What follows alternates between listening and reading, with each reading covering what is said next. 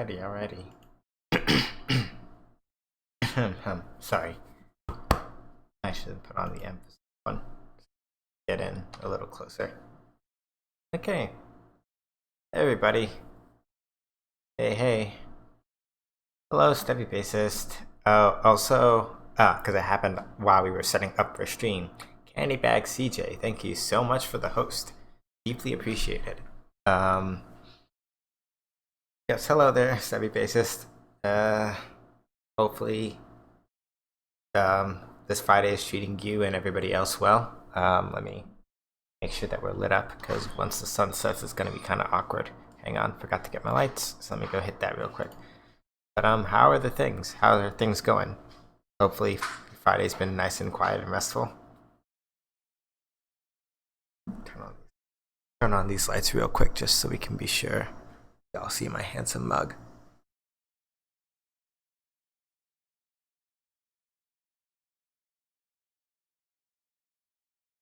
Alrighty. Well, sort of. Unfortunately, still hiding. This'll do. Okay, yes, good. That is what we like to hear. That is very good. Yeah, my week has been pretty good. About halfway through this thing at work. We had a new follow also. Silver Shadows EXA, even though you may not be here yet, thank you for the follow. Having the 3D mannequins has been a game changer for the art. Yeah. My left wrist was feeling kinda banged up recently, but doesn't feel as bad. So I'm gonna probably wind up hopping back into Clip Studio at some point. I want to say this weekend, just to make sure that I don't get too rusty, because I haven't gotten to draw in a little bit, and I've been putting it off for a while. So I gotta get back on that horse. Grit your teeth and all that other stuff. Yeah, no, I really love that part of Clip Studio. Once you get used to it, anyway, it has a little bit of a learning curve, but once you actually figure it out, then it's like perfection. So let me make sure though that I'm looking at my. Alright, my phone is up now, so I can actually properly see redemptions every now and again when those come through. So yeah, the posing of the models took a little bit of time to get used to. Yeah, that's like the only thing basically. But once you kind of get a hold of that and figure that out, then that's not too bad. I know I should have put stretches in as point rewards. I might be able to do that without causing my computer to like set itself on fire. But trying to get to Twitch while I'm streaming usually winds up causing things to get really, really hairy. So, but I might redeem a stretch for that, just to kind of see. So, for those of you that don't properly know me, or maybe coming by from the first time, for example, from the host, my name is Sean. I am a game designer by kind of trade. I am a game designer by trade. I make games, but I also play games. Games basically is kind of my jam. Usually for these streams, I do every Friday and every Sunday.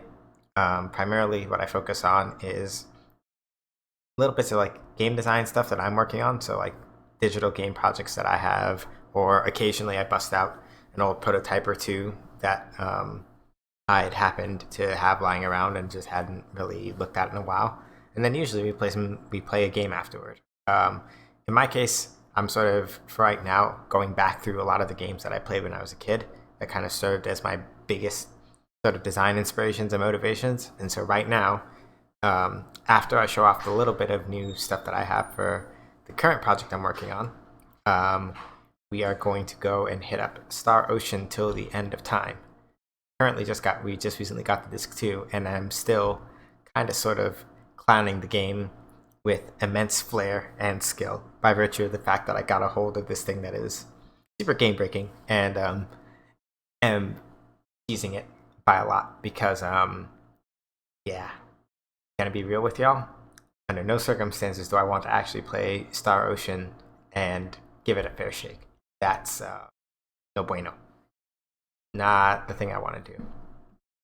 So let's hop over to, oh yes, before I forget, thank you Nightbot for reminding me. We are still collecting funds for the bail project, which maintains a national bail fund for low-income individuals who are kind of presumed innocent and are eligible for release on bail. You don't need a Twitch account to donate. You can just go straight to the link there in Nightbot's handy-dandy post, and you will be able to donate. Anything you can give, if you can give, is deeply appreciated. If you can't, pass it on to people who can.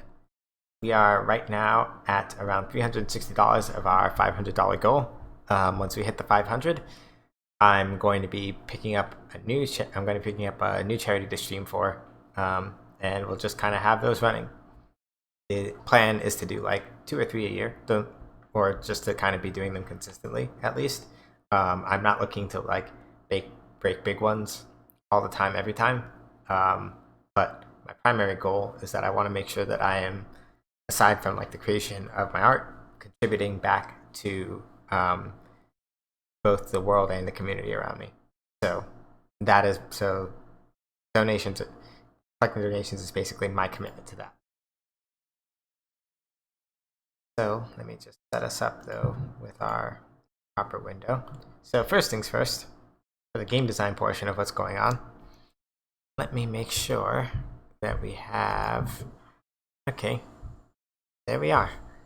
So for the game design portion of what we're doing, so that my frame also size it if I can. No, can't, but I probably don't want to mess it up right now. So for the game design portion of this, usually what I show off is something for Mage Princess Alia, which is the current project I'm working on right now. Do this, and let me just adjust the audio a little bit. Basically, to describe Mage Princess Alia, it is a top-down twin-stick shooter. Close the Groove Music program. Not really dealing with that right now. Spotify too. So, Mage Princess Alia is what I describe as a top-down twin-stick shooter. For reasons that will become apparent very shortly.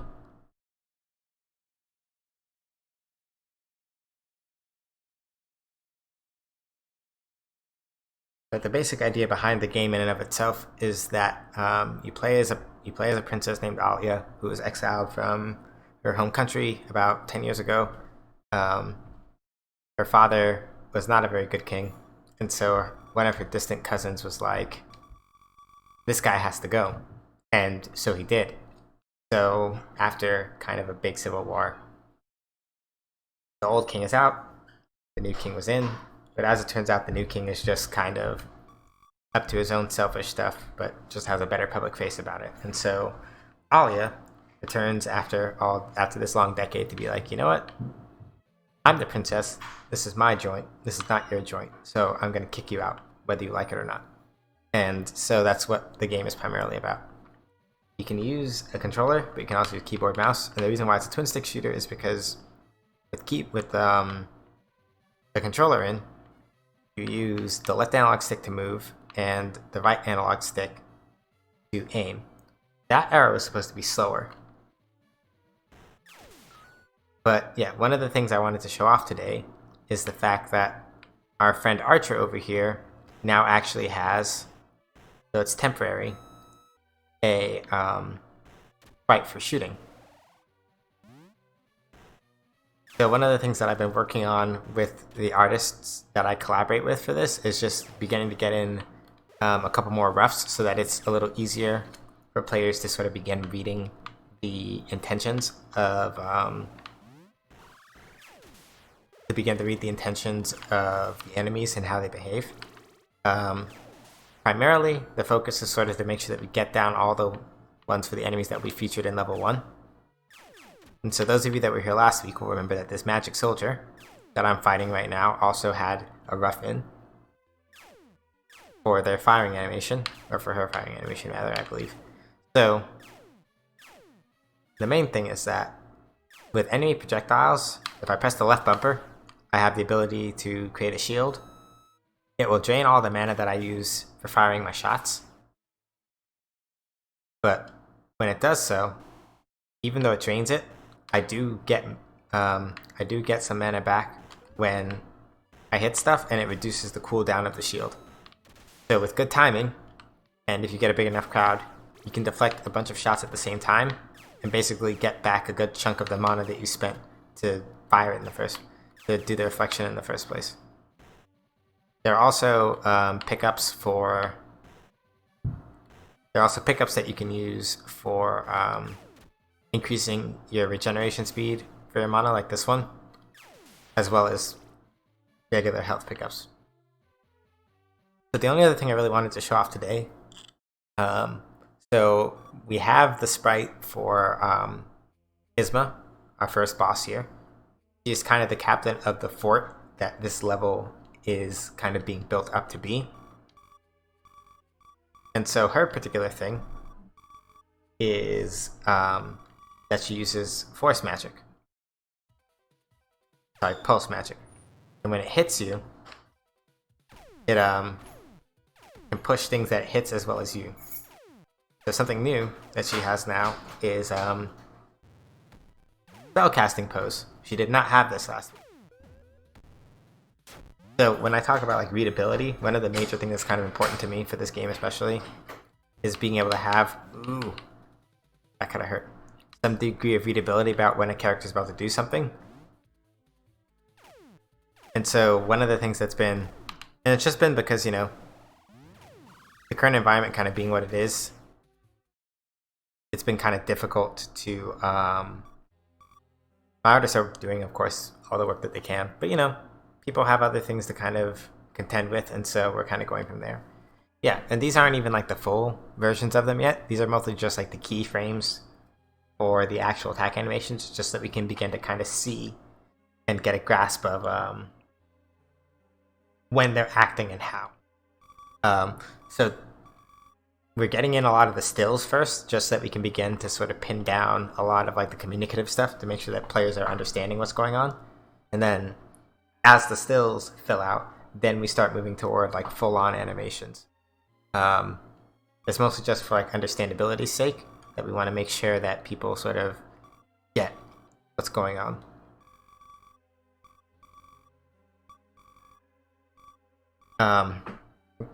And one of the things I am most definitely looking forward to is that for these cutscenes, I do want to have actual like, not full-on animated, but like just individual stills, so you can really get a better idea of what the characters kind of look like up close, aside from the sprite designs, which are amazing. Like 0% shade. I love these sprites. Caleb Valdez, who is kind of the primary sprite artist that I'm working with, is super good at translating a lot of the concept art that we get from Reshma, who's the concept artist. A lot of what we get from her, he translates very well into sprite work, and I'm super looking forward to that. But Reshma's art is also really, really lovely, and I want to be able to kind of show that off. So these cutscenes will eventually actually have like drawn stills to sort of go with them, so you can kind of see the characters and get the nuances of their expressions and everything. But yeah, so it's only a little bit as far as today goes. I really just wanted to show off that more than anything else. A lot of other things that I showed off last week, so primary and level 2 in terms of like enemies firing and so on and so forth, is much the same as it was last week. So I'm not like super ready to show more of that yet. As we begin to sort of edge more into level 2 and begin to sort of get more level 2 things together, I'll be showing that more frequently. Now that things have kind of settled a little bit, we're kind of going from there. Out of curiosity, is Alia as a name a reference to the R&B singer, or is it a meaningful name for Rise? So all the character names in Mage Princess Alia are all Arabic. They're all Arabic names. So primarily, and this is mostly seen in the way that Alia dresses as well as some of the soldiers dress, the main visual direction that I gave to Reshma for concept art was that I want to kind of focus a lot of the character designs on like the Mughal roughly analog is to. It's not supposed to be a 1-to-1 ratio because it isn't like our world, but it's a 1-to-1 ratio of the Mughal Empire from India. And so a lot of what that's based on, a lot of like the name choices as well as the way that the outfits are designed, a lot of it is based on what would be kind of not in vogue. In vogue is not the right word. A lot of it is based on like designs and sort of like cultural. A lot of it is based on clothing designs from that era, as well as considerations of the language at around that time. So, like I said, it is not like a 1-to-1. It's not supposed to be like a 1-to-1 parallel to the Mughal Empire, but like a lot of the things that I was looking at are mostly like structures that were built at around that time in terms of what we have as visual references for that. Structures that were built at around that time, clothes that were worn at around that time, and names that were used at around that time. So, Aliyah is Hebrew too for rise or increase. Yeah. So the intended meaning is exalted. From, I believe, the Islamic name for it, because a lot of, not the entirety of the Mughal Empire, and I have to double check because I did make sure I was looking into this correctly, but I also have a tendency to misremember things. But a lot of what was kind of considered traditionally part of the Mughal Empire mostly was focused on like a lot of it was rooted a lot in Islam at around that time, and so that's why the names are primarily drawing on their Arabic meanings. That's cool. Thank you. I did put a lot of thought into it after when I really sat down to sort of make the game. I was like, okay, so if I'm going to do this and I'm going to like base this on something or represent something, I have to do some digging and really kind of like make sure that even if I'm not trying to like say, oh yeah, this is 100% historically accurate to the Mughal Empire, it's like, okay, if this is the kind of thing I'm thinking of, I need to really go look at those places, especially in like the northern parts of India, and sort of see what they look like, and make sure that I explicitly say these are the references that I'm trying to use, especially in terms of like clothing. So for now, that is Mage Princess Aliyah. If you are interested in actually following the artist in question that I was talking about, let me make sure that I have this command right. I just added it today, but I know that my brain sometimes does this thing where it goes like, haha. So if you'd like to follow either of the artists, Reshma or Reshmash. Geez, hang on a second. The command broke. Wait a minute, that's not correct. Don't click that yet. The command decided to break terribly.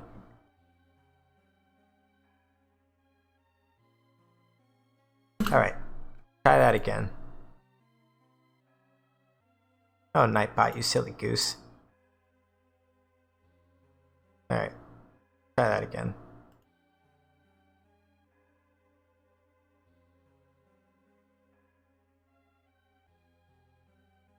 Right, so Reshma, who does a lot of, like I said, who did the concept art for these characters and will currently did the tile maps and will be doing the actual drawn portions.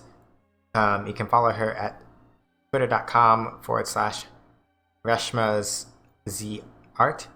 And Caleb, who is doing the character sprites as well as the character animations, you can follow him at twitter.com/CalbyV123. Or just check Nightbot's lovely, actual, real, not broken message for that.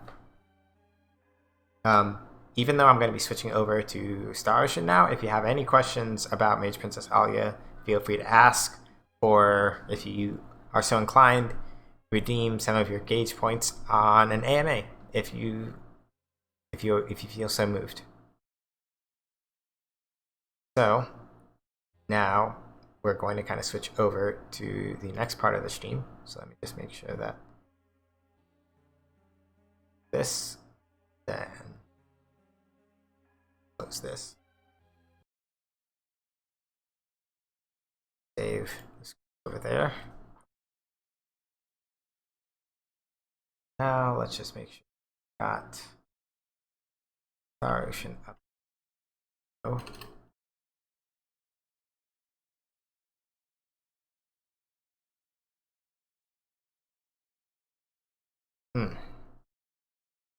Thought those pop.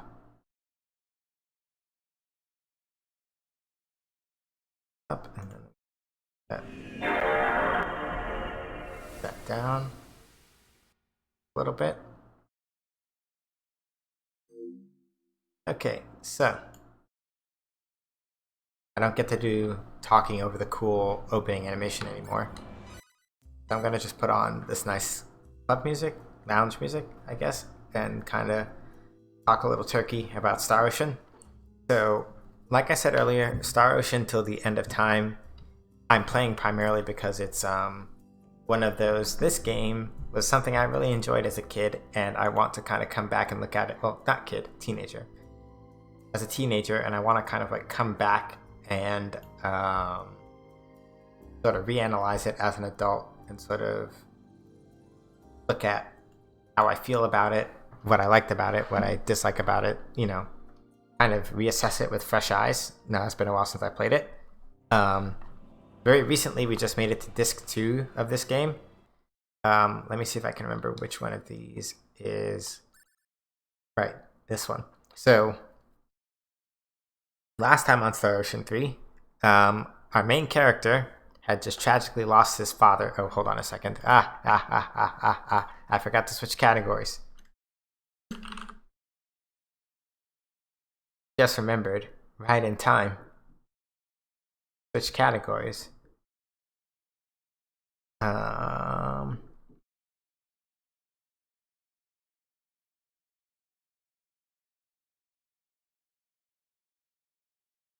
And yeah, there's no other tags I think I can put on here. So I'm gonna update that. Yeah, actually, yeah, I like Stubby bassists. I like Stubby's summary much more. Last week, we lost our father and then had to move that body. Yeah, we were treated to the wonderful musical stylings of one Motoi Sakuraba, who wrote most of the music for this game, if not all of it. This includes a song called Bitter Dance, which samples, of all things, from a sample disc album that was released in Japan primarily. Work that body, make sure you don't hurt nobody. Yeah, sample that. Jump around now, jump up to get down, and etc. Yeah. A lot of the same samples that wound up in, like, of all things, Jet Set Radio. Also in this game, for that song, Bitter Dance. So, it's kind of weird, but, you know, we made it work. Right now, we are currently on the moon base because our dad, before kicking the bucket, said, "You must go to moon base and see what's there." And we were like, okay, yeah, sure. Okay, right. One other thing that did happen that I forgot to explain. So, we just recently got back our childhood friend Sophia. And Sophia's cool, but she also came in at like level 1. So I did a bunch of grinding off screen just to make sure that she was kind of ready to go, which is also why I have much more full than I left off with. Yeah, I did a lot of level grinding because she kind of needed it. Not for Nell, and I really should have. I'll be doing at least a little bit more this time around. I didn't want to do everything cool off screen, so that's why there's a second save file.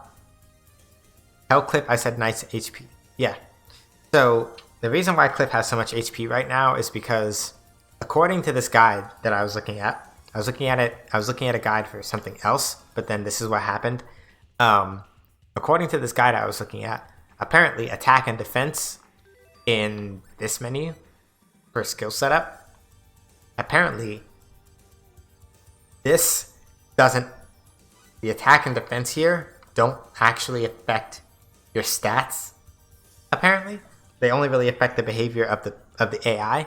So I just said, if that's the case, then to hell with it. I'll just dump all of Cliff's points in HP and maxed out at 10, and that's why he's like this. So for all intents and purposes, I'm going to be shifting towards that for the rest of the characters. capping out their HP and MP boosts for status skills, and then going on to attack and defense after that. So Fate is capped. Sophia is almost capped. Cliff's MP cost will probably stay relatively low.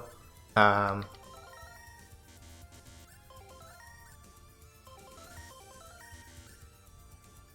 so we're going to kind of be going like this from there.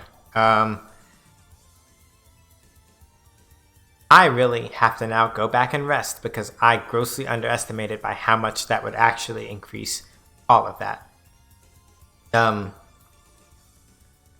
the nice thing about Moonbase, sort of, is that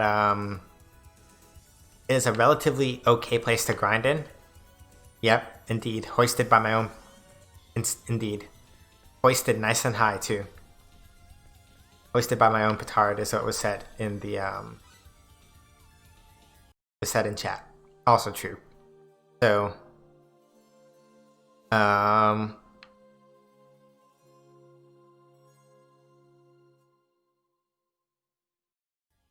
Anyway, now that I fixed that. So, the main thing here, let me actually just move my game window over because I realize it's now smack in the middle of where I need to see my alerts and the chat and everything. Close this also. So, basically, Moonbase is really good for grinding because you happen to have... Let me go make sure that I've got all my supplies too. Moonbase is really good for grinding because you happen to have stops with some relatively decent weapons, assuming that you haven't been doing any of the other stuff. But you also get very nice things like this, like the physical and mental enhancers. Oh, I stocked up already. Analeptics, which basically are party-wide revives. So I wasn't able to make Resurrection Mists yet, which do the same thing basically. So there are a lot of like nice one-time things you can pick up here, and because the enemies drop a decent amount of money once you get a good bonus battle chain going, you can actually grind quite a bit even when you start out-leveling them. Just on money alone, you can wind up making a lot. I forgot where I put my safety save state. I was grinding for battle bonus trophies while I was grinding my characters. So I know I might be just overriding one of my safety saves, but I'm going to make one anyway just to be safe.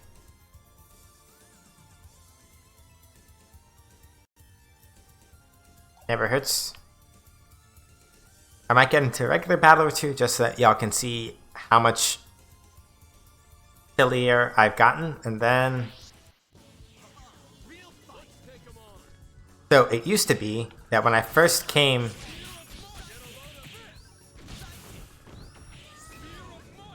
Yeah, so for those of you that were here last week, you'll remember that basically Sophia used to get hit like... Sophia used to get hit like once and die. Yeah, I'm way stronger. I am much, much stronger. I just took the time to grind because, like I said, Moonbase is very good for that.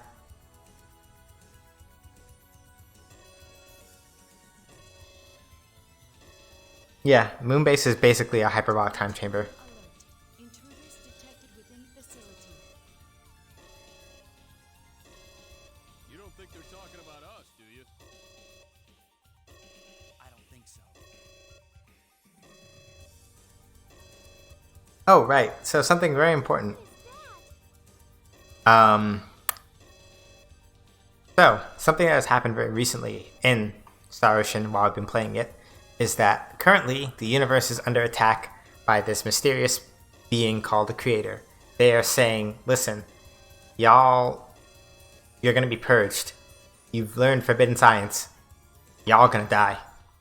And so, the Creator has sent down their angels to also cause some trouble. Proclaim the will of the enforcers. You are a plague to be destroyed.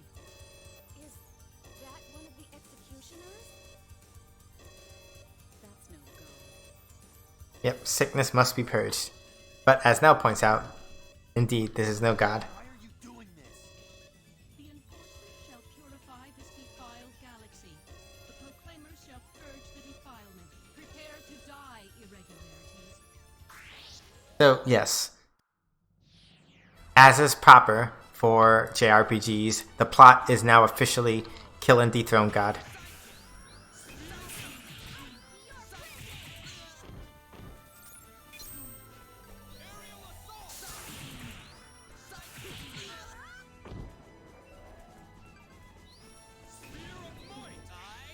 I kind of want to do no hit on this character, but on her, but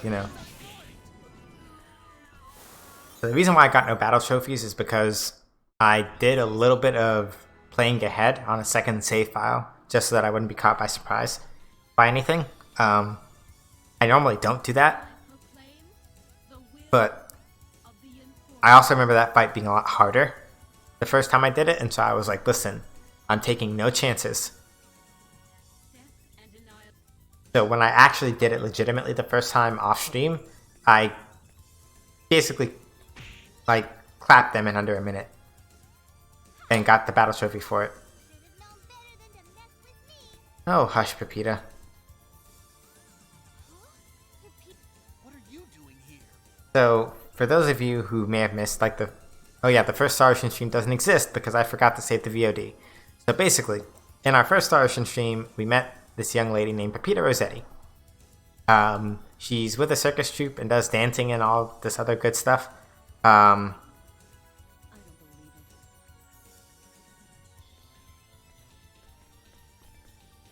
And so she's hanging out on Moonbase also because the troupe got stuck here.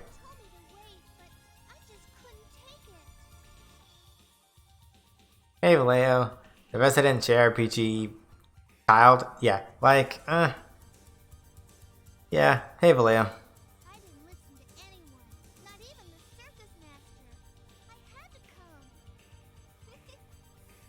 Oh dear. It's no laughing matter, attacking so suddenly like that. You're reckless beyond all reason. How are we all doing? We're doing pretty good. TGIF and everything. For a little bit, I actually did forget for half a second. Oh, right, I have stream today. But then I remembered, thankfully, right before lunch. So I was like, all right, I gotta get some stuff ready. But things are together. Things are looking up. So what do? How am I supposed to know? Come on. Take me with you. I'll make myself useful. I don't know about that. But we can't let her go back on her own. Yeah, we are the storm and the enemies are chaff before. Yeah, She got here alone, so she should be able to get back too. no, that's Maria for you. Maybe so, but Well, what should we do? Turn her away? Yes, because she's a child, and I'm not taking a child to go kill and dethrone God. Or the creator. Whatever. I didn't do it when Roger asked to come. I'm not doing it with her. Just behave yourself. really, Faith? You don't mind? Fate doesn't mind. I mind, but I don't get a choice. It's a little late for that, don't you think? I mean, you've already come this far, and I'd feel bad if I made you go back by yourself. So I figure at least while we're here, it'd be safer if we took you along with us. So for context, in terms of how far we've actually walked, once we get back to the screen, I'm going to show you if you missed it. I am going to bench her. I am not using her. All right. Woo! Cheers, everybody. If by Remember, it's only until we leave Moonbase. Just try and stay out of trouble, okay? No problem. You can count on me. I'd really like to believe that. whoa. All right. Let's go.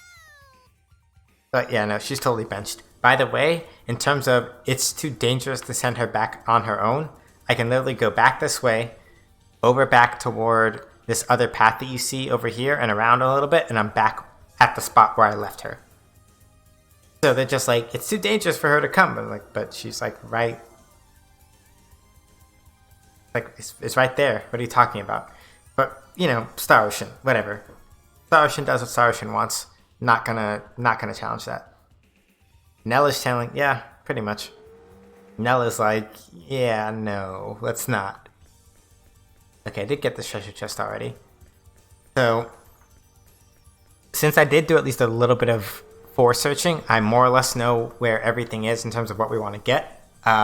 So that should hopefully cut down on the amount of like random spin around time we're doing.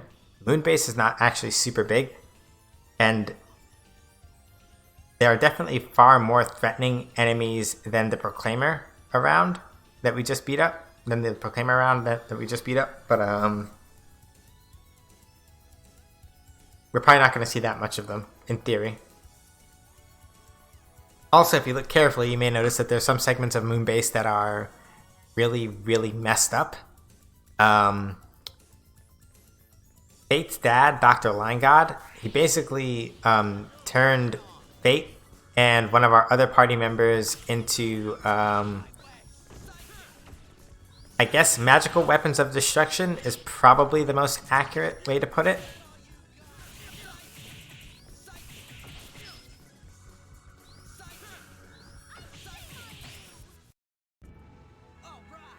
So technically speaking, if I wanted more of a challenge out of these enemies, I have an accessory called the Gutsy Bunny that I could put on in order to actually make them give me more XP. Forget about a few screens, we obviously just went 5,000 miles and might need to go 5,000 more. Stubby. You and your puns. Yeah, so we're going to take a minute to kind of run around and make sure that we actually get a bunch of things. There's lots of treasure to be found in this joint, and we want to get as much of it as we can, including... so as it turns out, I've already come to the area where we need to advance the plot. So instead of advancing the plot, though, I'm going to run around and get treasure chests because I like the sparklies. For example, that NC programming disk we just picked up. Characters have the ability... Yeah, loot. Exactly. If Pleasantly Twisted were here, she would probably give me a look for pinching a little bit of her shtick. But yes, when in doubt... Yep, indeed, that plus agreed. Alright.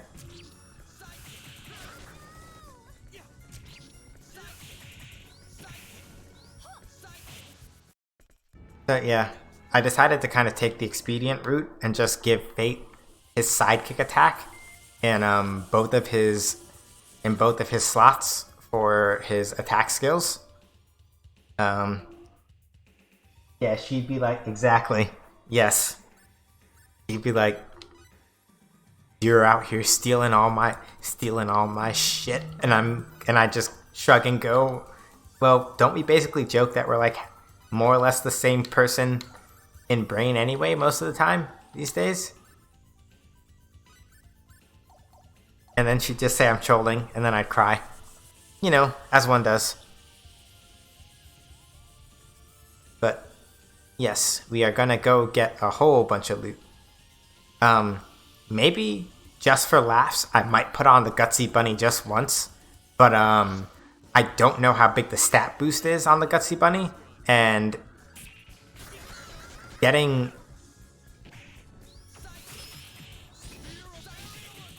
But basically, for context, like, if I remember correctly...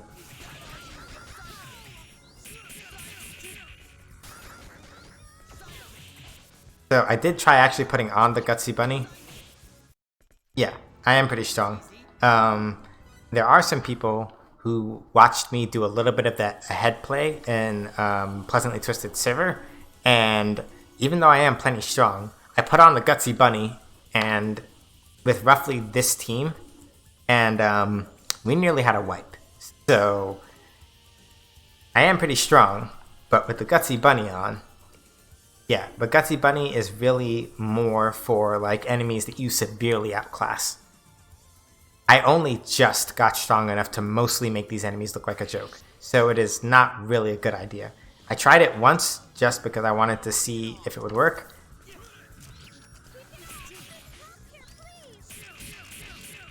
Alright, hold on. Okay, hold up, hold up. Not like this. I'm gonna use ripe berries. Alright, whatever. I guess that's the bonus gauge now.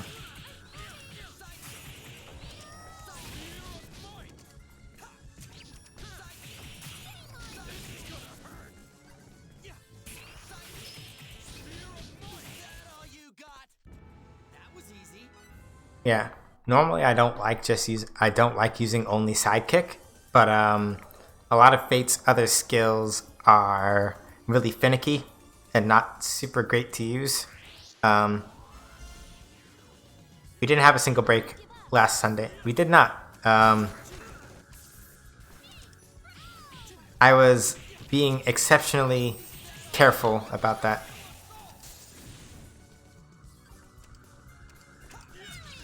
Yeah, the only thing that I don't really like about Sophia, and this is not really her fault, her casting times are abysmal. I think there's an item that can fix that, but either I have to find it or craft it. And I'm not sure which. I'm going to look it up at some point. But I have to either find it or craft it, basically. Trading card EX1. So, trading cards, if I remember correctly... Oh, whoop. Yeah,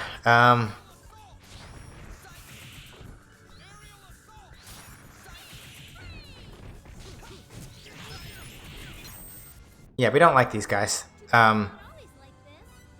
Those tanks, those four-legged ones, those rockets will cause many a gauge break because they're homing attack. They home, and they're a strong attack.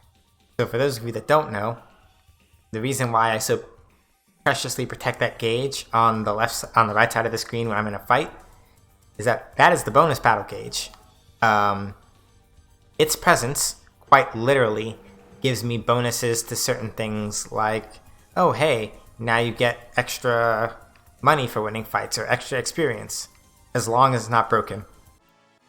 And so there are certain things where you kind of just want to avoid. Basically, under any circumstances, you want to try to avoid getting that gauge broken for as long as you can. The longer you run it, the more of the bonuses that are available that you eventually get. And that's how you begin to do a lot of the power leveling. So basically how I power leveled while I was off stream was that I made sure that I made a point of making sure that I had my gauge built up for bonuses as high as I could go. And then I kept getting into fights a lot. Triple experience and double full every fight, when triple experience basically gives you somewhere in the neighborhood of like 2,000 to 3,000 XP. Yeah, you level very, very quickly. But then the challenge is keeping it from breaking. Critical hits will break the gauge, a character dying will break the gauge.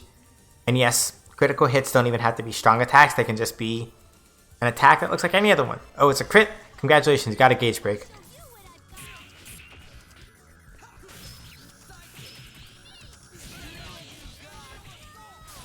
Alright, that's 2 down.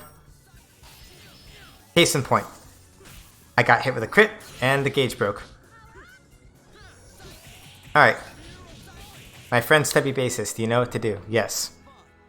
So, we managed not to get any gauge breaks last time, so we had 26 gauge breaks between now and, well, at least since that date that's listed there. Sunrise Dictionary. I forget what this does. Valuables. Nope. New items. Yeah.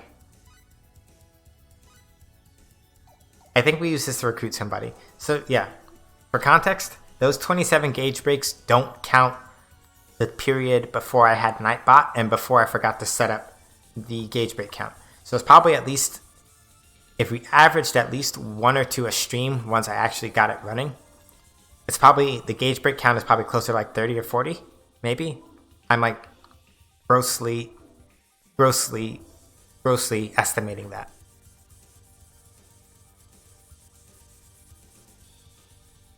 I think I more or less have all the treasure from this almost anyway. Alright.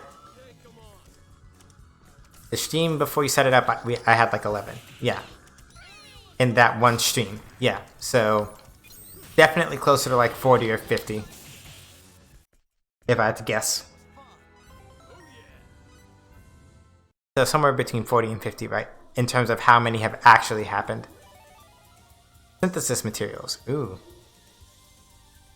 So one thing I am considering, now that Nell is a permanent party member, I'm considering, especially if I can grind back up the money before I leave, I might buy her weapon from here, and then put the I might buy her weapon from here, and then make sure that I put on some orichalcum on it.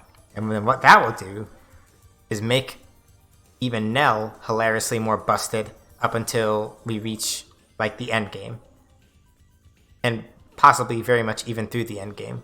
You have to understand. So orichalcum is a special synthesis material that you can make that will increase the attack of whatever weapon it's put on by 500 points.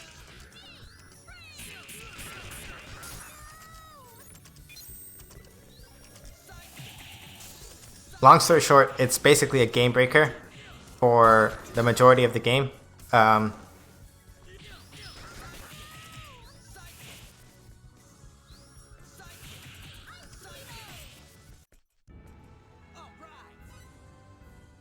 So yeah, if I had double full right now, I'd have made almost 8,000 off of that alone.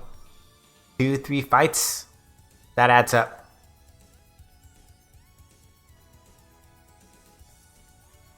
I think there's a chest over here. Nope, just a spider tank. Nope, don't want to fight the spider tank. Spider tanks are not fun. I don't like them. Alright, we just got to go around to the other exit that we didn't take before, and then use that to work our way back west, and that should let us cover all the treasure chests. I also think it's actually the only proper way to get to the lab anyway. I think technically you can walk around both ways and do it that way, but eh. So yeah, Sophia, now that I've kind of ground her up a little bit, and this is one of the nice things that I like about Star Ocean. So with Till the End of Time, particularly because of the way that the bonus battle gauge works, like right now, if I was so inclined to use Pepita, I grind a little bit to make sure that I can afford the equipment for her that's here, right? But even if I can manage to just get her to live through a good couple of fights on her own, just making it a safety save here. If I can manage to get Pepita to live through a couple of fights on her own, and I go and pick out especially an enemy that I know is going to give out a lot of XP, basically speaking, I really only had to like put in like maybe an hour's worth of grind to get Pepita, to get Sophia. So Sophia was at level 1 when we first started this. She's now, what, level 38, basically? And that took me maybe an hour of grinding off stream once I had the bonus battle gauge set up. So it's something that I do really like about this game, is that, provided that you know how to handle it, you can make it a lot easier to actually get grinding done. It isn't like laborious or generally frustrating like it is in other games. And with the way that the combat system works in just a general sense, it is kind of nerve-wracking and you have to stay on your toes a lot, but I find that that's like good for like my mental engagement and everything, and I do enjoy that part of it. It does take a little work, but you know, good for you. I think I've been to here before, but I'm just double checking real quick, because I think this is where the actual research is. So let me dip out of here real quick and go back over to this area. The only thing I sort of don't like about the moon base is that everything is very samey. It's very easy to kind of get lost, but you do what you can.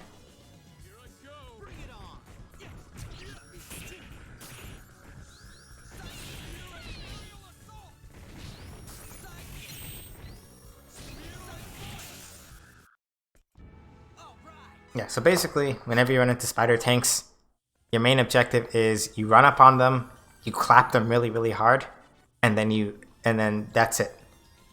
You give them any reason to get started, and basically,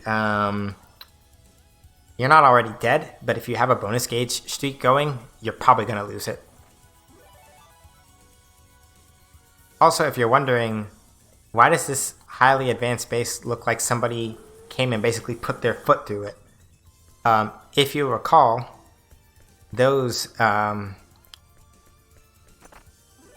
executioner people were not very happy about a lot of stuff going on here.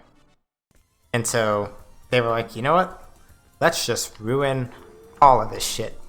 And that's why a lot of the places here look kind of beat up.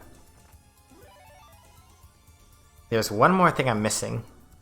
There's a trading card that is supposed to be somewhere in this general vicinity. It might be in the next room. I may have to go over there and go get it. Or no, I think it's down there in this spot over here. And then I think that is all of the shinies that we have for this part. Oh, I probably got ambushed. Not good. Is that all you got? Psychic. Point. Yeah. Psychic. Psychic. Aerial assault. Ha. Yeah. Aerial assault. It's stronger already. So yes, if anybody is noticing a difference between Fate on the world map and then Fate in battle, that is because by collecting these items called battle trophies, I have gained the ability to, at least in battle, switch his costume color. Very small thing, but very cool thing. Laser weapon.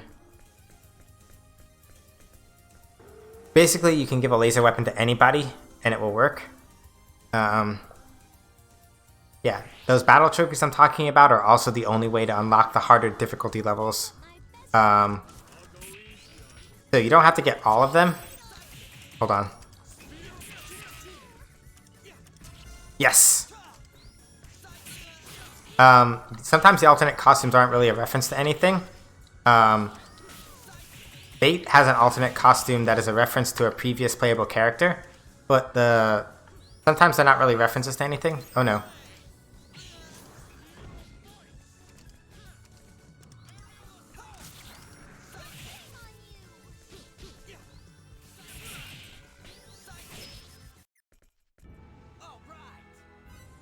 So, I just got 4,600 XP out of that. 4,600. 4,600. Look at how much Cliff has left. 4,600 XP out of that. Like, literally 2 fights in Cliff levels. Like, when I said that this place is super good for, like, just grinding, like, level grinding, if you're really in the mood for it, at least for a little while, this is the kind of thing I meant. Like, this place is legit.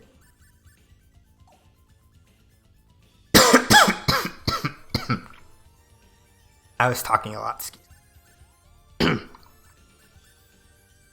Oh. There is in fact a redemption for hydration, not dehydration, and I missed it. Let me go get that real quick. Nightbot missed it. Alright, I'll be right back. Hold on.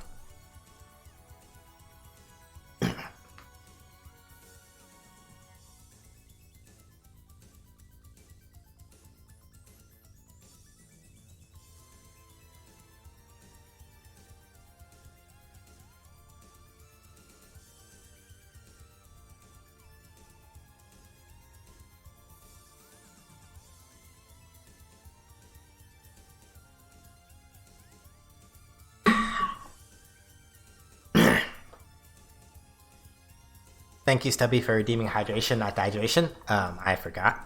My bad. Much appreciated. Tactics, replace. I think at this point I can probably afford to put it, yeah. While we're here, I might as well get Nell a couple more levels, honestly. Because I haven't used her since she actually joined the party. And that's not good. Also, this is her default name. I put another L in there because I like it better. And this is what her name is in Japanese. as opposed to just this. What I really meant to do was change her battle color. Go to equipment. Alright, so I'm gonna give her the laser weapon, just because she doesn't really have anything. I think the only thing better for her right now is the actual, is her actual weapon from this area, but I haven't bought it because I'm lazy. Oops.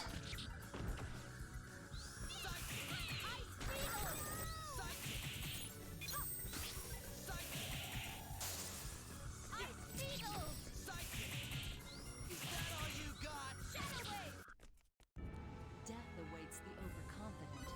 Remember that. Yeah, Sophia did do pretty great.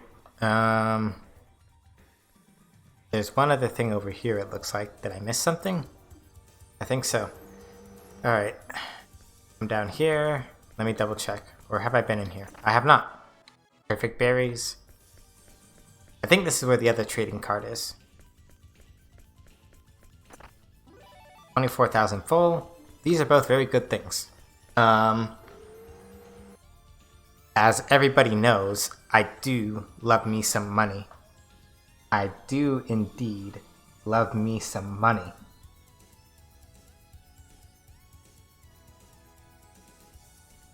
Give me those dineros. Okay, so aside from, again, potentially inviting the wrath of pleasantly twisted upon my head, Sophia has strong kawaii energy, yes. The main reason why I'm so thirsty for money in this game is mostly because with the way that the inventing system works, let me just double check and make sure that I got everything from in here, because I feel like I did. So, the way that the inventing system works is that it eats up a lot of money, and inventing things is basically, that's how you keep this game from kind of slapping you in the face and laughing. And so, yeah, basically if you don't invent in this game, then trying to do a lot of the stuff at like end game or late game is kind of like fighting a dragon with a toothpick. Also level grinding by a lot. But like, and so the main thing that becomes kind of a point of contention in this particular case is that you have to make sure that you have the money to do inventions. Otherwise, things just kind of have a tendency to go very bad.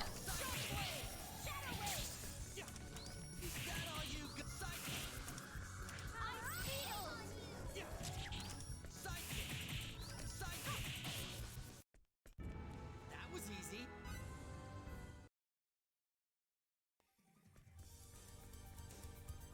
Actually, no, I did come over here already. Okay, so let me go back over to there. I know that there's a trading card somewhere. There's another one. There are two, but I don't know where the other one... I don't remember where the other one is the better question. And I'm not going to go check the other save file to go find out, so let's just advance the plot a little bit, and then I'll see if I can find it on our way out of here. Or it may be in the spot where I'm supposed to go anyway. Bring it on.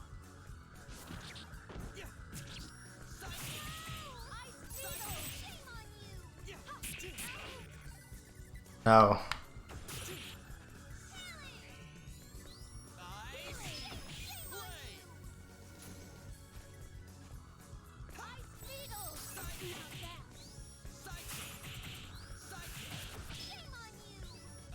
No, I don't want to use Ice Blade, damn it. That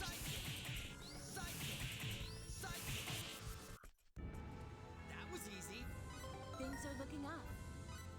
Oh hey, now learn Thunder Flare. I love Thunder Flare. Thunder Flare is one of those spells that is a gigantic pain in the ass when you have to deal with it, but also when your enemy has to deal with it. It's a gigantic pain in the ass for them too.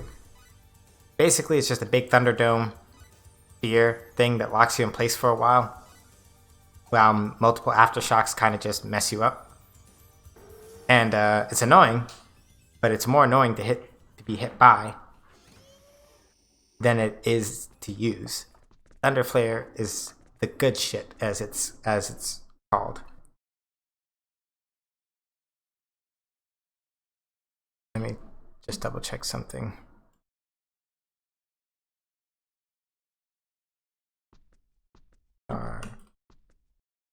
Good. I feel like there are two here. No good. There's nothing here out of the ordinary.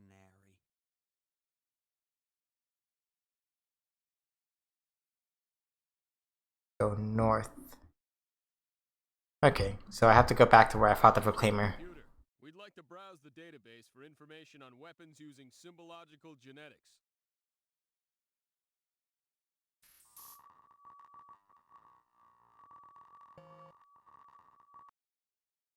No matching data found. Damn. Does the data even exist? Uncle Robert wouldn't lie. The data must be in here somewhere. He's right. She's right. Don't give up yet. Ooh, I read Maria's mind. I knew what she was going to say. I know. I know.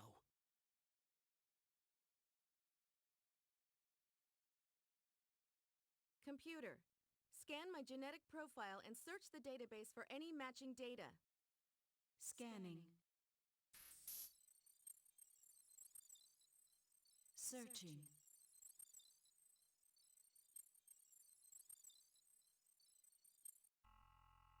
One result found. Bingo! Yeah, she was on top of that. Display. The coming crisis for humanity? Let's check it out. Yeah.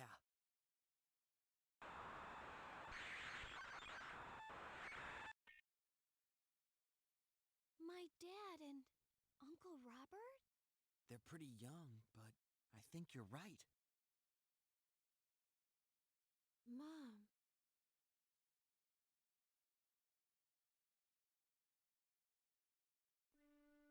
That woman on the end? Yes. That's her. For those that missed it, we did actually have a playable segment where we did in fact witness Maria's mother put her on a ship to save her life. Was initiated as a result of the exploration of the planet Styx in galactic year 752. Anyone that has played a previous Star Ocean game, specifically I believe Star Ocean, it would have been either Star Ocean 1 or Star Ocean 2, will have been to this planet before and will recognize what we're about to see. Styx is an unusual planet on which explorers found the Time Gate, a portal that seems to be a sort of time machine. A full-scale study of Styx and the Time Gate was undertaken in 752. I also did some digging, and apparently Space State 772, when this game takes place, is basically coming close to like the year 3000. It's like 29 something or another. The Time Gate is sentient. That was about all we knew about it, based on our research up to that point. No one yet knew who had created the Time Gate, or for what purpose. However, all became clear after the study conducted in galactic year 752. Never heard about this before. Something this big should have been major news.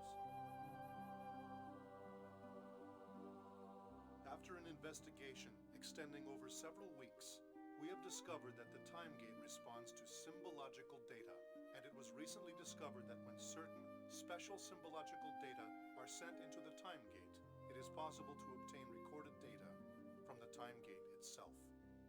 However, included in these data was information more horrifying than we could have imagined. You're wondering how horrifying. We learned of the existence of 4D beings. 4D beings.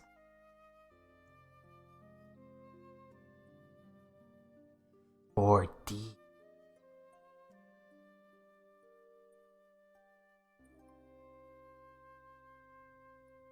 4D being?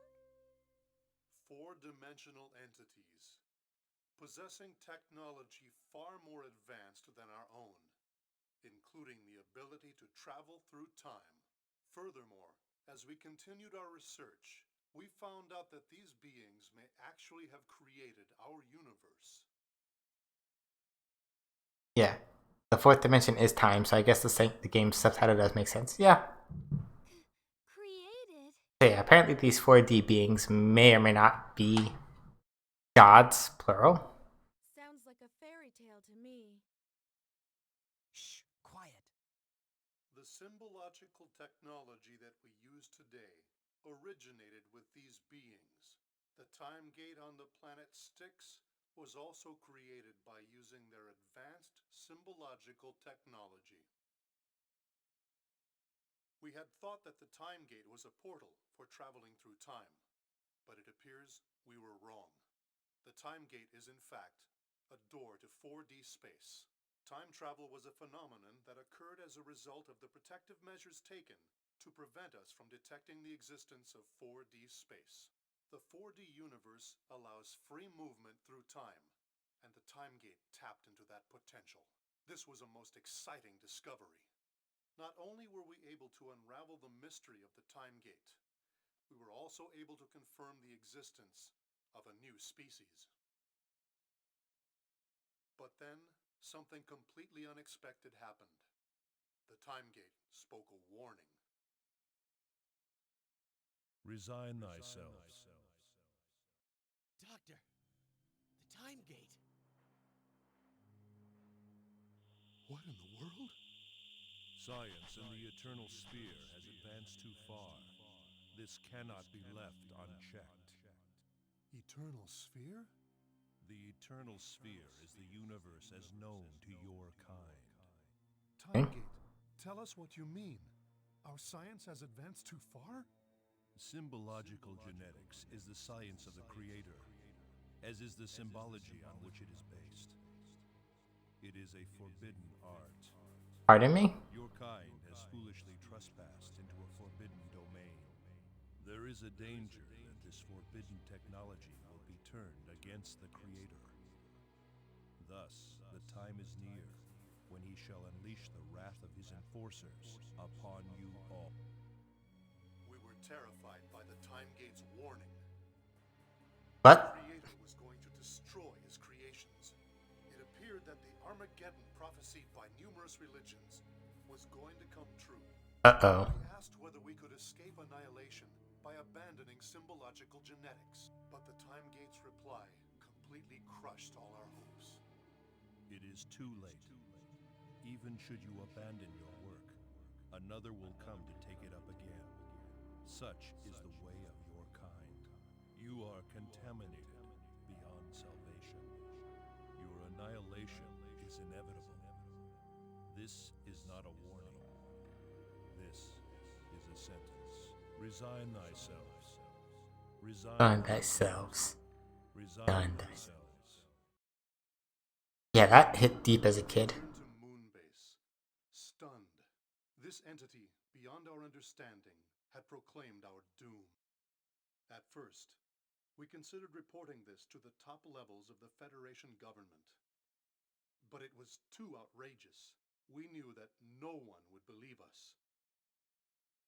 Our choice was either to reconcile ourselves to the Creator's wish for our destruction, or to fight to the bitter end. We chose the path of resistance. Crispin Freeman or Richard Epcar voicing that gate? I don't know.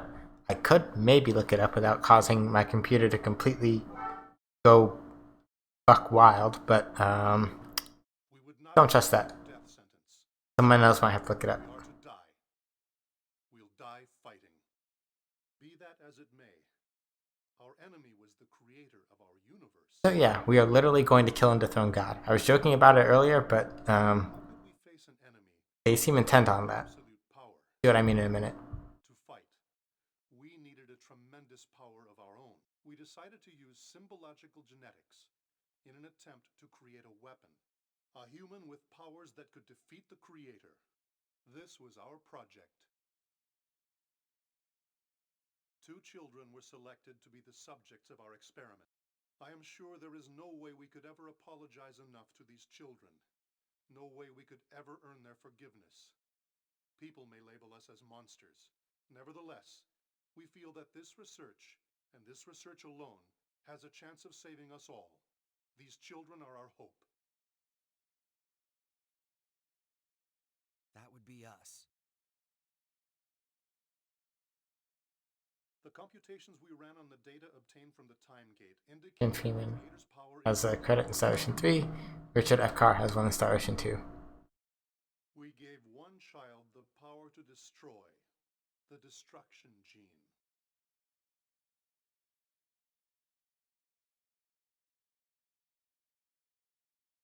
To the other child, we gave the power of change, the alteration gene. However, we do not expect that the powers of these two children alone are enough to stand up to the 4D being known as the Creator. We believe our survival rests on one thing. We must enter 4D space and defeat the Creator. That is why we have decided to give the next child, Professor Estide's child, the power to connect space, the connection gene. She will be able to use this symbological genetic power to create a path through the time gate and into 4D space. What?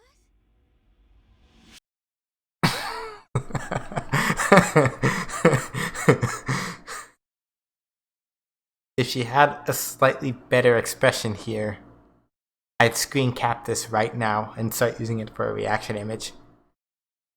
Poor Sophia. This unborn child is the key to unlocking our enemy's gates. So for context, I believe the implication... Yeah, that effect did come off a little bit.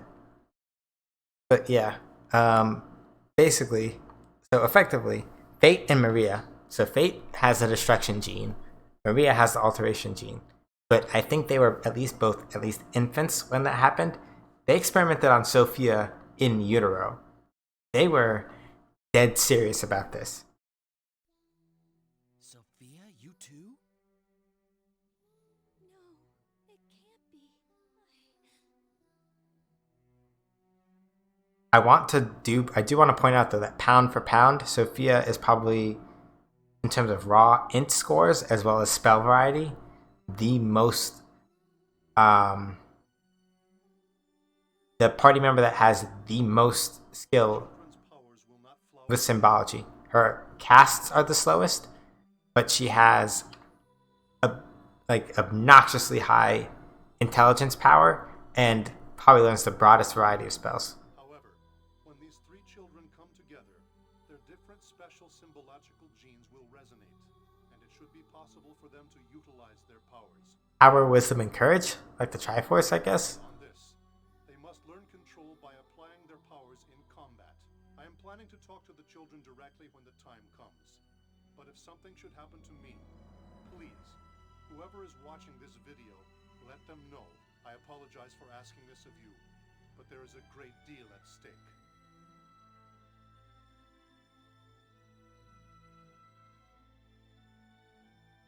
What we did was inhumane and forbidden by Federation law. We could never apologize enough to our children, the subjects of these experiments.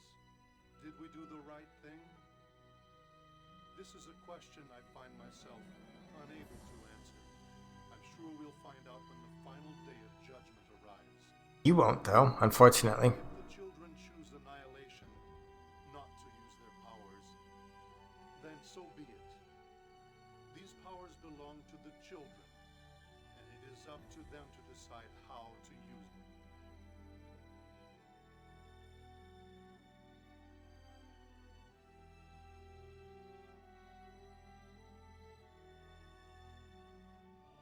Finally, I have something I want to say to our children. I feel horrible for making you bear this heavy burden. I will not ask for your forgiveness. I only ask that you choose your own path. Think, decide, act for yourselves, even if you choose to fight.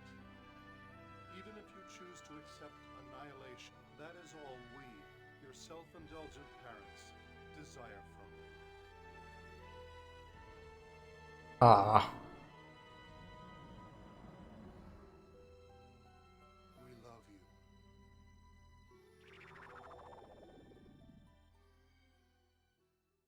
Why, us? I think it had to be us. They believed we could do it. I gotta be honest. I still don't really understand what's going on. But it's obvious our parents left the future in our hands. Oh no. Our Debbie, genes did you? determined our destinies. Debbie, did you send it? Oh, Sophia, that PNG. Put a what on that? We're solid. Like, what? That might have been true until now. But like my dad said, the choice This is in our hands now. It is. We going? To the planet Styx. Like you're coming with us. You're not. Spoiler alert. No, but seriously. They already said early on that like it's only until we leave Moonbase, and I'm not taking Pepita with me off of Moonbase. That's not happening. I want to reiterate, this is not because Pepita is a bad character. It's because I'm not super interested in using her. That's not going to be a thing that happens. If I were to come back and do like a universe or 4D play of this in like a year or so, I might consider it. But on the face of it, nah. There's like 0% chance I'm actually taking her with me. That's not happening. She thinks it. I know she thinks it will, and she probably wishes that it would. But nah, we're not doing that.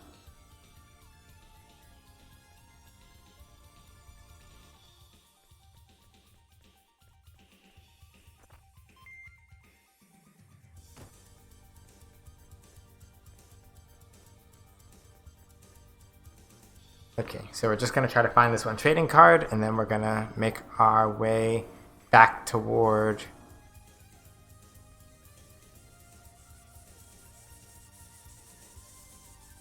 the actual center that we came from. Kind of interesting that party size can be so variable. There are a couple characters that I have managed to either dodge or otherwise avoid picking up, but I will be forced to take them, so to speak. There are some characters that you can just kind of just literally never take with you, and that's fine, but kind of depends. Okay, so hold on a second. I'm pretty sure this is where I fought the Proclaimer before, I think.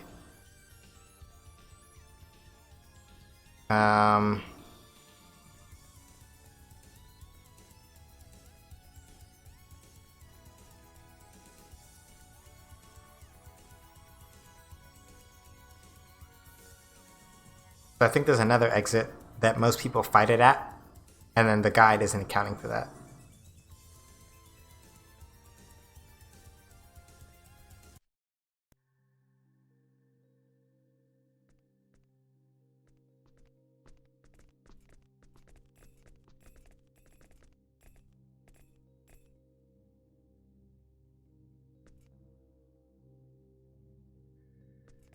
Pepita, we have to say goodbye here. What? No! I don't wanna! Too bad. Don't throw a tantrum, okay? But everyone else is going. I wanna go too. No. Yes, but from there we're going on into 4D space. To fight the creator, right?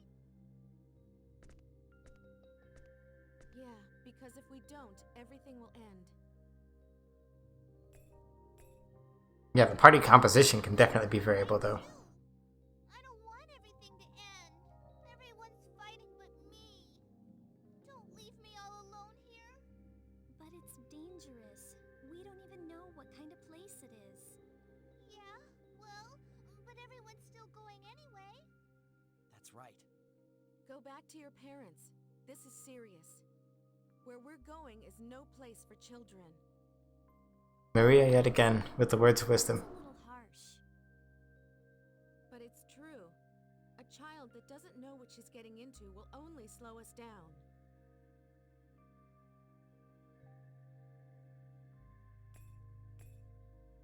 You know, the circus master isn't really my dad. My real dad's a soldier in the Pangalactic Federation. That's what my mom told me before she died. He's a brave, brave soldier. And he's worked his whole life to protect people. My mom always said I take after him. Pepita. Miss Maria, if we don't defeat the Creator, everything's gonna end, right? Yes. I don't really understand the hard stuff, but I think I understand what we gotta do. I wanna go. I have to save the circus master and Ursus and all the rest. I know what I'm getting into. I don't care if I die trying. Please, take me with you. No. I'm sorry. We can't take you with us. And again, I want to stress, this is not because Rory convinced me of that. this is not because Pepita is a bad character. She's not. She takes a little work to use, but she's not a bad character.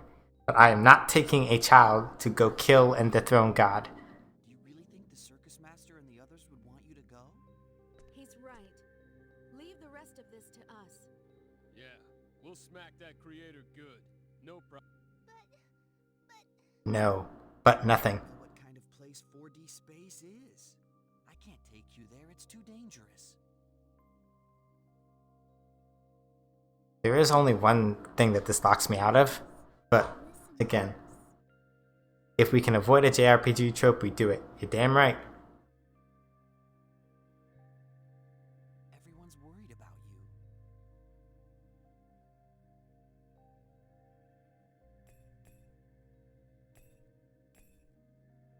Yeah, I know. Don't worry. We'll take care of this creator. Trust. Okay.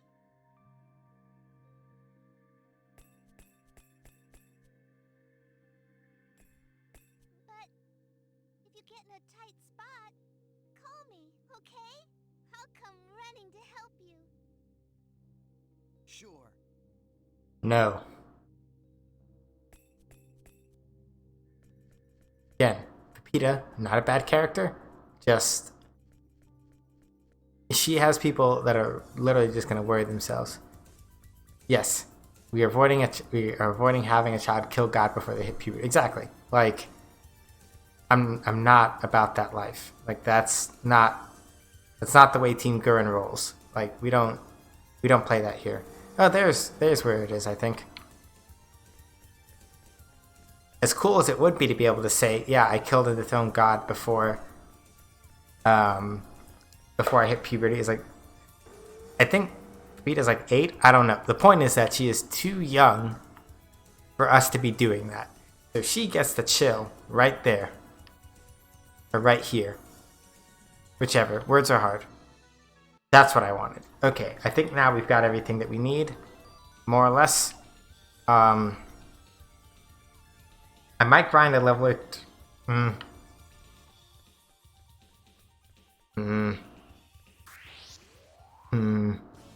Decisions. I really should have spent a little time on Nell.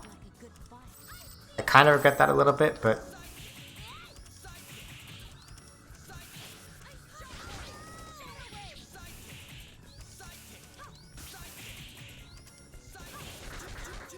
okay, gotta hit this thing before it hits me.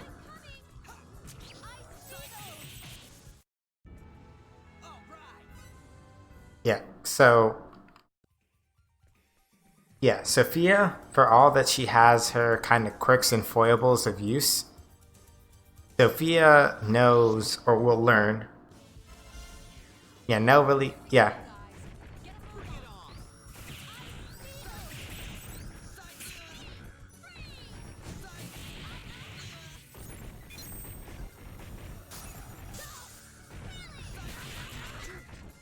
Yeah. I mean, as far as like damage goes, Nell is never gonna be like the biggest damage dealer. Basically, what she has is a lot of flexibility. That was fun. I think I'm getting the hang of this. Y'all saw those numbers, right? Literally like 11,000 XP and another 11,000 full, basically. Like, spider tanks are... Yeah. Like, spider tanks, or whatever the heck they're actually called, I'm just calling them that because I don't remember the real names, they give a lot when it's doubles, but...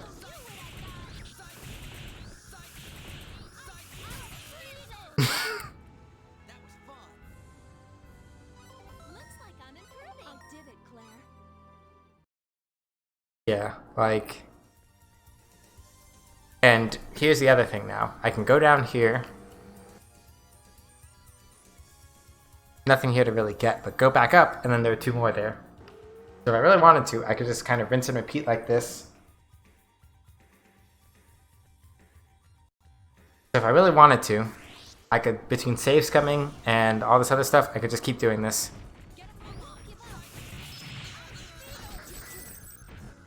No, I'll hold that. Because that's my own fault. I got... Alright. Yeah, I was literally about to, I was about to reload the save state, but yeah. No, I deserve that. 'Cause I feel stronger already. I was feeling myself a little bit too much there. Anyway. Yeah, Nell is about the level that Sophia is at when we started, so that's good enough, I think. Worst comes to worst, I've got the Gutsy Bunny.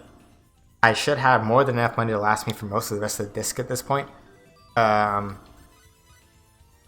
yeah, as far as Nell is concerned, right now, yeah, her laser weapon, without any modifications on it, puts her at just under the stronger attackers in the party.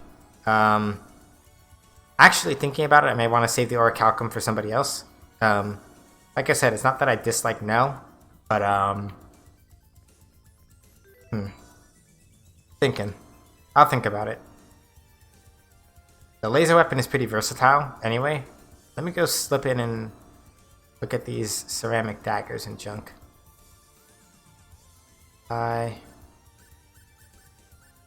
Okay, so ceramic dagger won't really do anything. Titanium claw is kind of useless.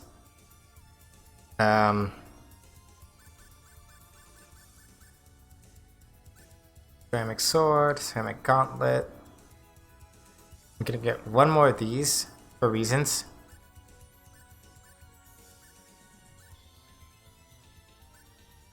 Maybe 1 more of these also. I have 4. Yeah, this is good enough for now. Alright, see here. If I remember the description of that laser weapon, it looked like it could take the form of whoever, yeah. Basically. If I wanted to go and put, Orichalcum on it, then its attack would shoot up tremendously. It is pretty good. I'm just not doing it because,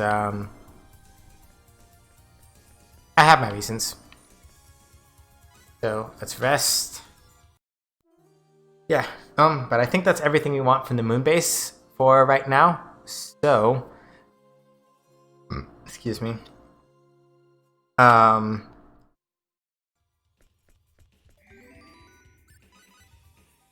Still got a little bit of time. So, now that I know that that sassy lost child is not going to follow me any further, well, first, I really should have leveled up. Well, first of all, Sophie is maxed on HP.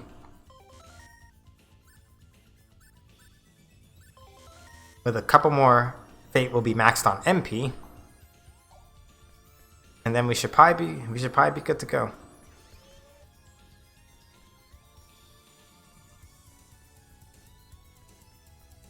Alright. I'm just gonna make... Well, we already have the safety save over there. But now I believe it's time for us to get the higgity heck out of Moonbase. We got what we came here for. We're gonna go kill and dethrone God, so...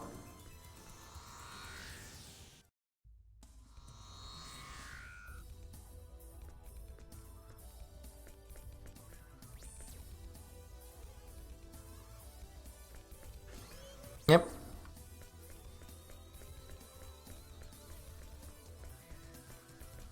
Hey, welcome back. The Commodore is waiting for you on the bridge. Alright, then let's go see him.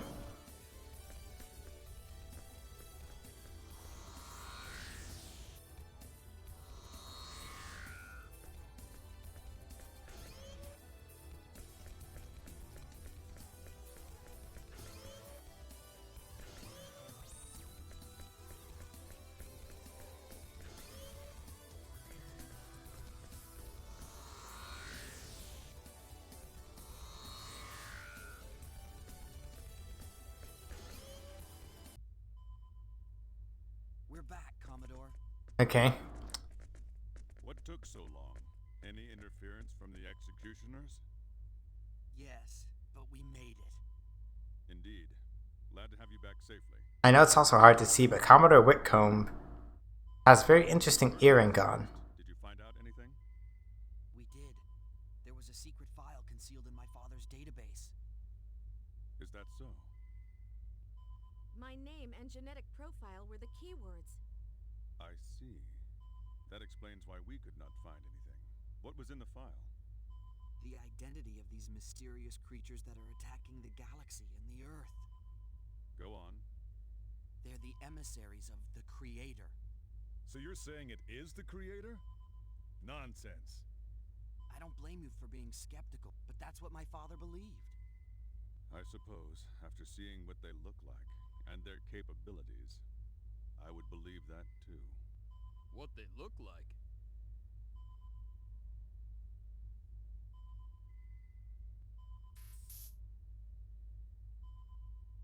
Yes, based on their size, it's easy to see that they surpass Federation battleships in offensive and defensive capabilities, as well as speed. It's no wonder some call them gods. We have little chance against them. Commodore, we need to travel to the planet Styx, where we can enter a realm known as 4D space, where the Creator resides. According to my father, it's a different dimension than ours, so time won't progress at the same rate as it does here. In fact, the concept of time itself will not apply in 4D space. We're hoping that once we're there, we'll find some way to defeat the Creator and save us all. But isn't there a possibility that by defeating the Creator, you will also destroy his creation and all of us with it? Okay, let me emphasize that I was a teenager when I played this game. Needless to say that the implications of grappling with the idea of killing and dethroning God, I can't remember how seriously I took this when I was a kid. But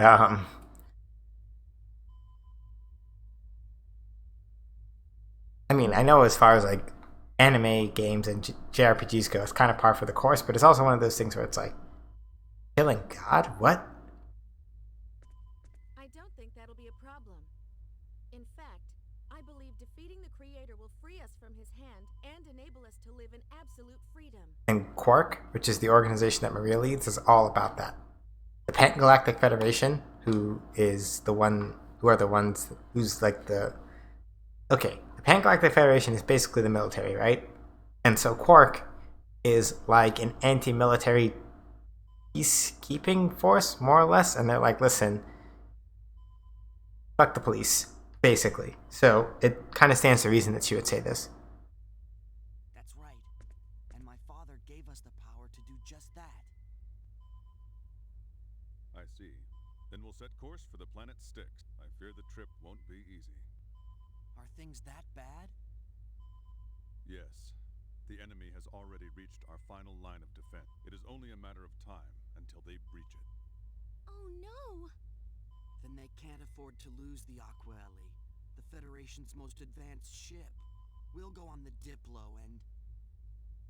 Impossible. The Diplo would never make it through enemy territory and reach the planet. Even the Aquaeli alone is no match for such a foe. I can't allow you to risk your lives when there is no hope of success. Commodore? The executioners are moving against our final line of defense. Oh, is that why my game slowed down? Because it could sense that there's a colossal ass whipping about to happen?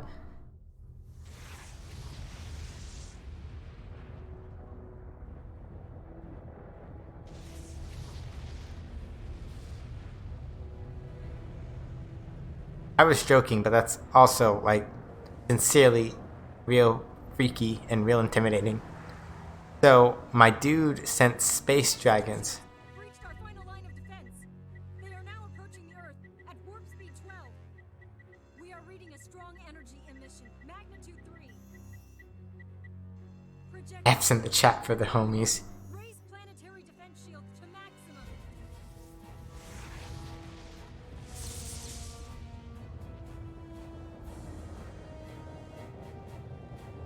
Sector 1, 2, and 8 systems are down. Shields down to 35% efficiency. Get those systems up now. We're trying. Datacor, what are you doing?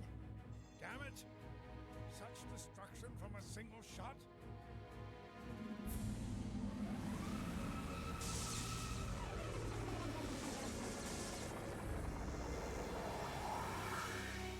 Blitzball. A powerful energy emission is coming from an enemy executioner. The reaction is in excess of energy magnitude 3. No, wait, magnitude 4.5. There's no stopping it. Is this the will of the Creator? Are our sins so unforgivable? Strong Ava vibes from that monster. Yeah.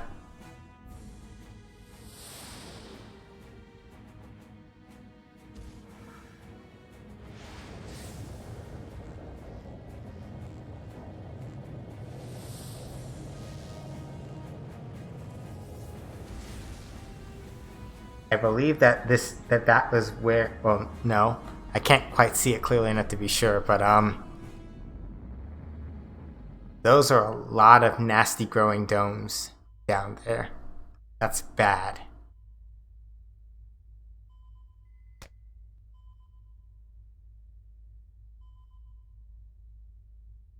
Calculate a course for evading their attack. Once we are out of the combat zone, proceed to Styx at max warp. Yes, sir. God damn, the blast got to Florida just before the camera changed scenes. Ugh. Maybe that's a blessing.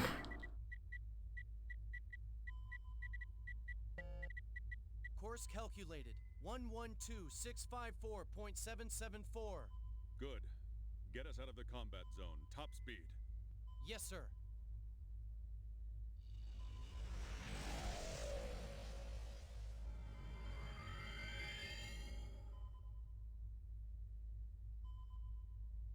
No enemies detected in the present area. Right. Looks like we've escaped them for now. You all should get a little more rest. Okay.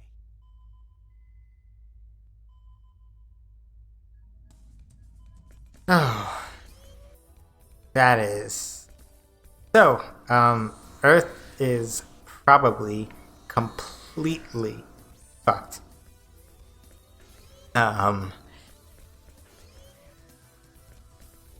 Like, no cap. That was bad.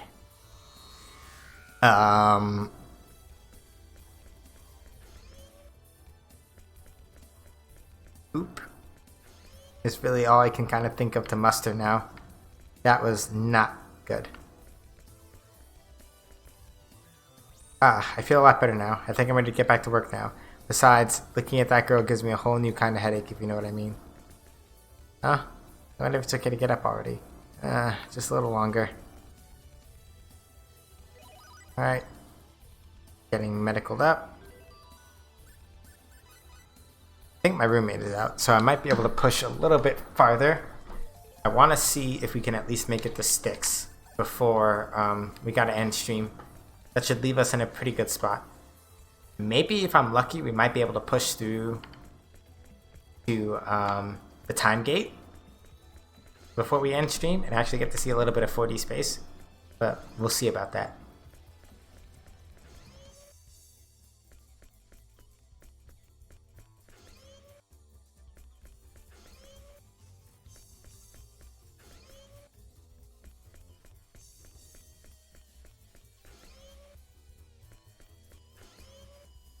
I want to go pick our party members' brains for a little bit. I think Nell especially may not be taking this very well. The game doesn't touch on it, and she's not like super fundamentalist about it, but Nell is probably the most religious person in the party, so like, I'm the one who decided to fight of my own free will. I took up arms for what I believe. Dr. Linegot and his team had nothing to do with it.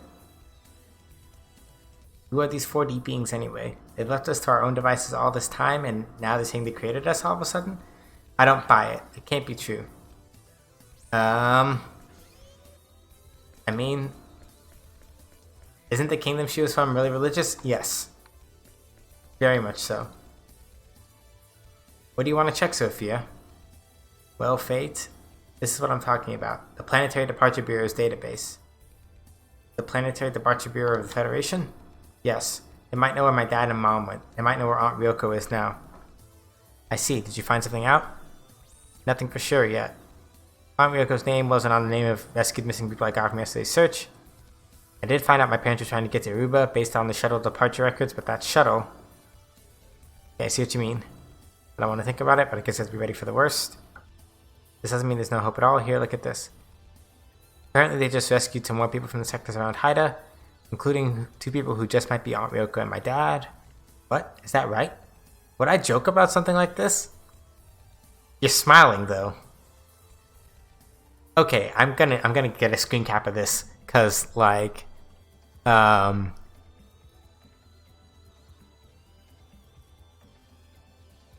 perfect. I even got it half blink. Then we have to look into this. Exactly. It's still too soon to give up.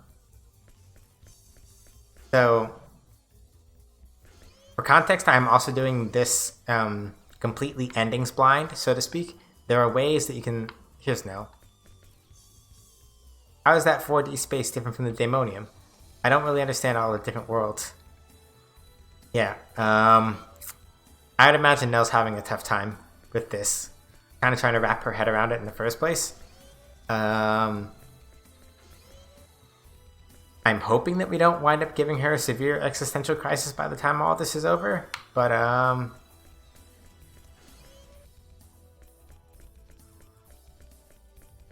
wouldn't blame her either. Oh hey, it's Cliff. I still can't believe they defeated the Pan-Galactic Federation so easily, though. To be honest, I hated the Pan-Galactic Federation, but I didn't want to destroy it. What those guys are trying to do now has made me much angrier than anything the Federation has ever pulled. So yeah, you know that you're up to something when the person who is like fundamentally Yep, rest now and save my strength for later. Yeah, like you know you messed up when even the guy who's like, listen. Well, it's a game where it looks like we're gonna kill God, so it's a JRPG thing that a religious character is going to get a crisis of faith. Yeah, pretty much. We've arrived in the sector surrounding Styx, but there's a problem. Report to the bridge, please. Oh, I already don't like where this is going.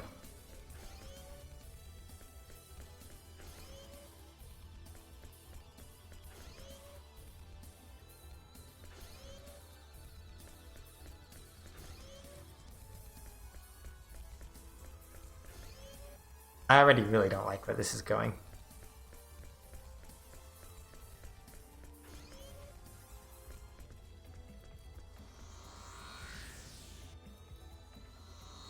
So when are we going to get to blast those Ava things out of space with our super destruction genes? I don't know if we're going to get to blast them out of space exactly. And I think that's all I can say at this point in time. I don't think we get to blast them out of space. Because we can't breathe in space. We're not Batman. So, keep in mind that when Fate used his destruction power for the first time, it was on a ship that was in orbit around, or in, like, low atmosphere of a planet. So he was still breathing and everything. It doesn't reach that far up. Commodore, 17 minutes to the planet Styx. We're picking up a strong energy reaction nearby. The executioners. I'm afraid so, sir.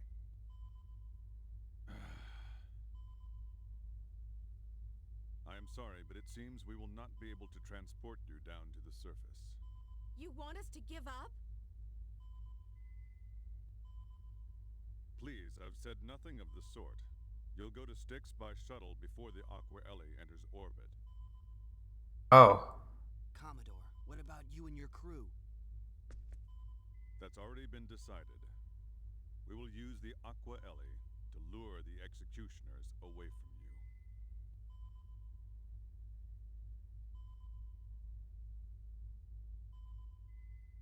did I hear that correctly? Did my mans just say, hey, those things that wiped out pretty much all of Earth, we're gonna be the stalking horde? Listen, there are a lot of things you can say about the Federation, and there are a lot of things that you can say about Commodore Whitcomb, but you can't say that the man is a coward. That's the real shit right there. You can't. That'd be suicide. Unfortunately, there is no other way. I apologize we are unable to take you all the way. But don't worry, we won't sit here helplessly waiting for our destruction. They shall face the greatest power the Federation has. But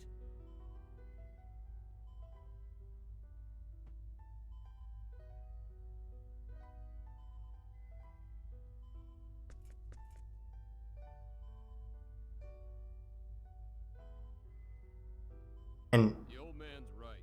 There's no other way. and for context, they don't talk. It's not something I talked about, but there's a little bit of lore here. I'm pretty sure that if by some chance there was another seventh party member here, they might have been the one to say, "Dude, don't push it." But Nell, especially, her father literally died in the line of duty, and she very nearly sacrificed herself for her friends once. So, of anybody, she's the one that does this thing kind of the most. I'm afraid so.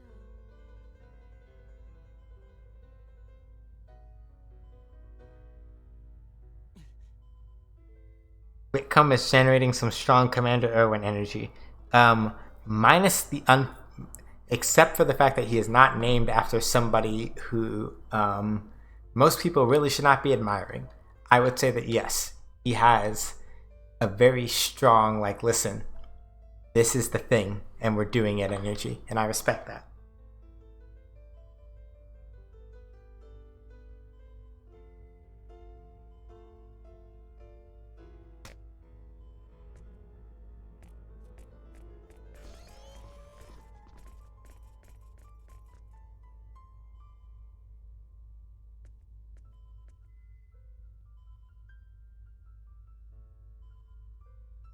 I'm counting on you. You must survive. And to be honest, in retrospect, all right, game designer hat is going to go on a little bit now because I think I should put it on. I think that that's one of the strongest arguments you can possibly have to take Nell as your party member in this situation, because of all the people that are of all the people in the party. Oh, I forgot to save. Oops. It's fine. But of all the people that are Attention all crew members. of all the people that could have come here that would have actually really understood what he was doing, Nell is the one. Because like I said, she very nearly did exactly the same thing once before in the game while we were watching. The fate of the galaxy rests on the impending battle. Let us prove here and now that the Aqua Ellie's crew is the best in the Federation. This creator has sentenced us all to annihilation. Let us all stand together against him and live! I can hear McConaughey in it now. I'm with you, sir. We can take them, sir. Let's mess them up good, sir. Onward, my faithful comrades!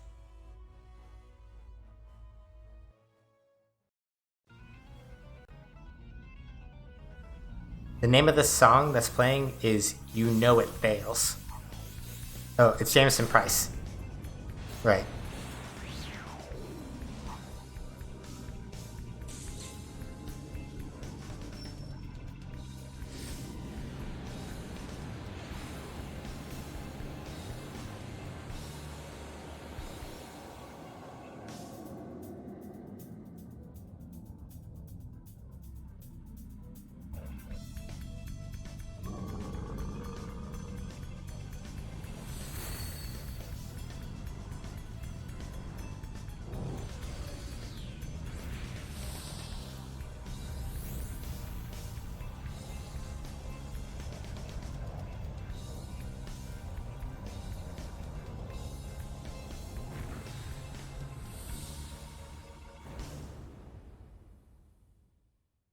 As I said, the name of that song is literally "You Know It Fails." I'm no longer picking up the Aqua Ellie. Yep, F. Also, for anybody that has been watching since Moonbase, let me reiterate, think very carefully about Commodore Whitcomb's features. Think very carefully about the last major cutscene that we had before we left the Moonbase. Think very carefully on these two things, and see if you come to a particular conclusion. I did not pick this up until much later on, but there are certain implications.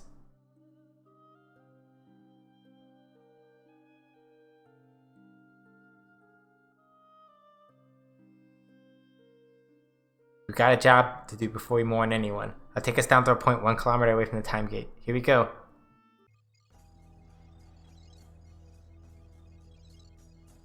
You're saying he's Maria's... No. Consider very carefully. So, allow me to point these things out again. Like I said, the last major cutscene we had with the character before we left Moonbase was with Pepita. Think about how Pepita looks.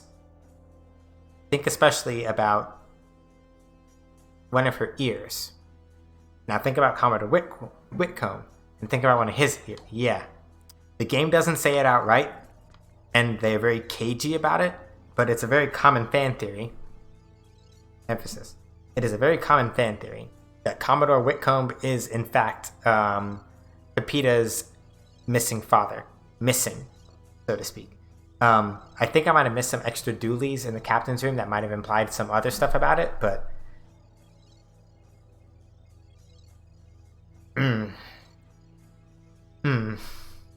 Yeah. Yeah.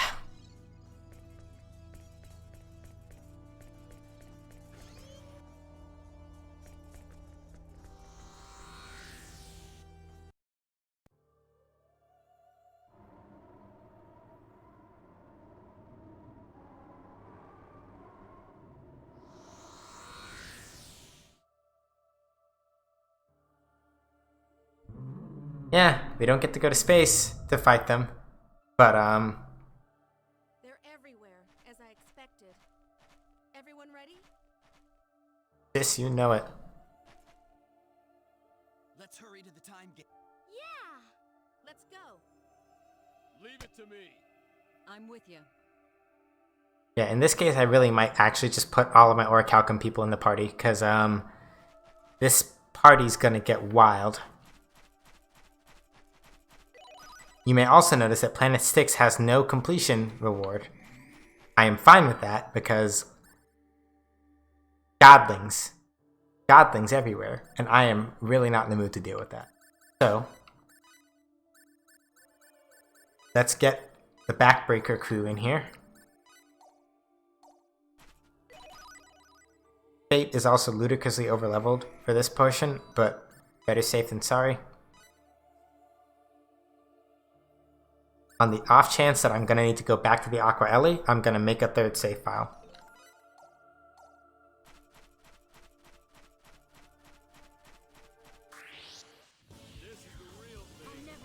Okay, yeah,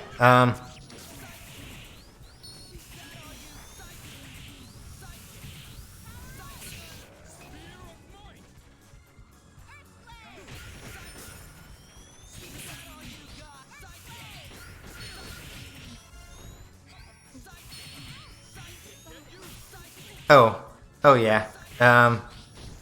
This might be the part I was remembering. Hang on a second. I gotta wake her up. Yeah, I probably should have stopped to invent some... Now you know why I made a split... Shit. Now you know why I made a split save file. Because,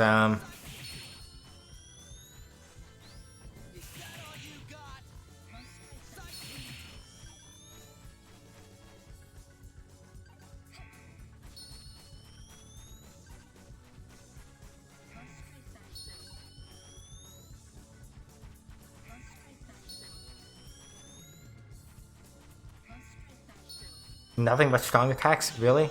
Fuck.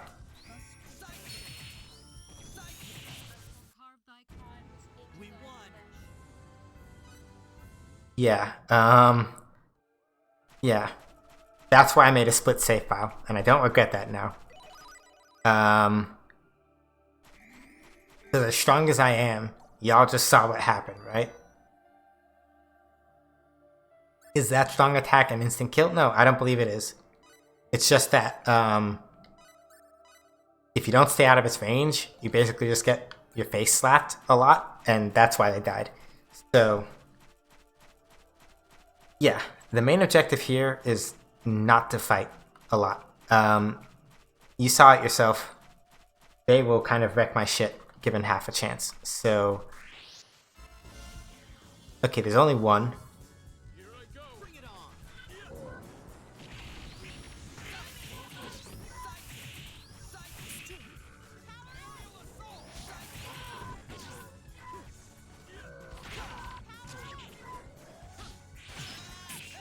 Whoa, whoa, whoa, whoa, what?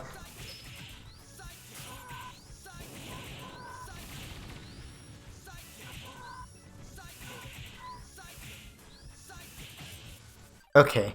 Whoa, whoa, whoa, whoa, whoa, whoa, whoa, whoa, whoa, whoa.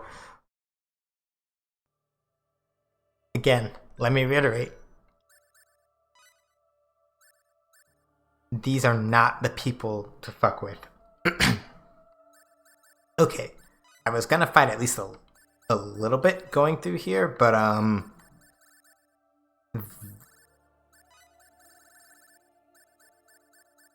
like, I know I'm not saying anything. Yeah. I know I'm not saying a lot right now, and I'm kind of just, like, gesturing wildly at the screen. But you have to understand.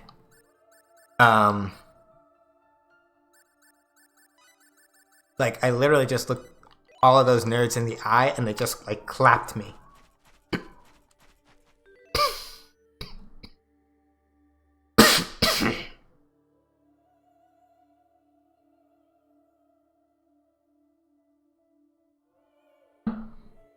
I think I quite literally might have been so frightened out of my mind that my shit. Okay. Okay, guys, let's do it. Take him on. Oh wow. Alright, got him.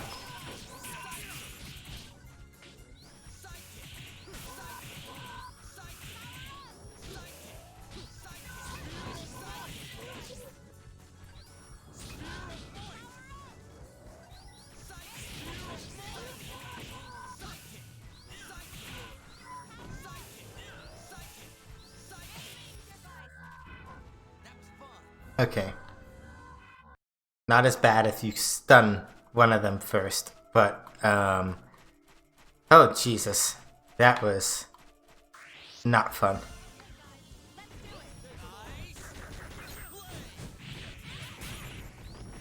No, stop doing that, please.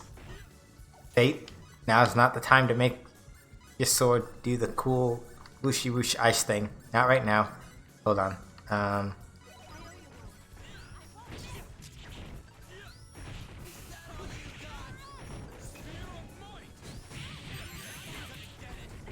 Oh, well, okay.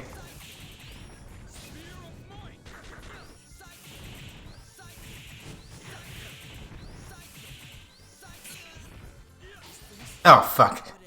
Good ends? Didn't I tell you? Just leave it to me. Cliff, you...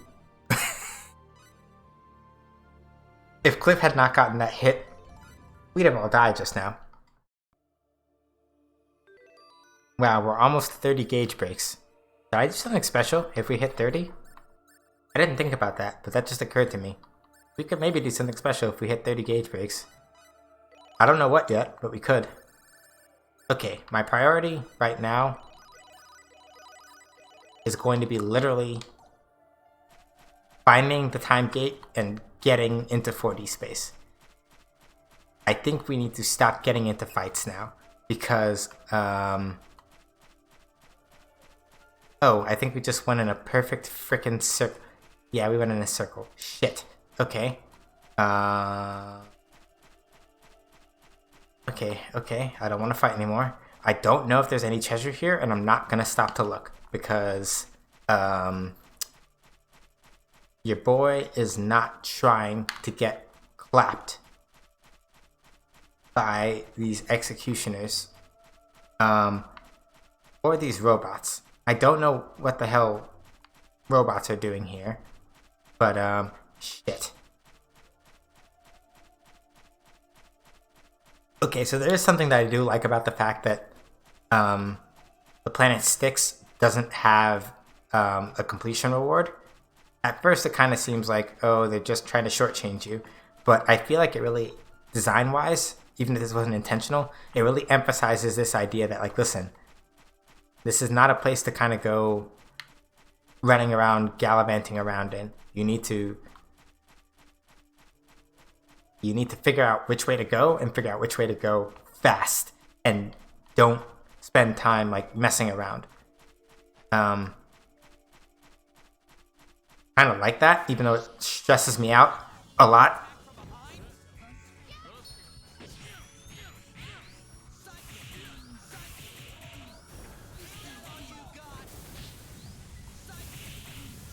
Oh. Oh, Cliff's dead. Yeah.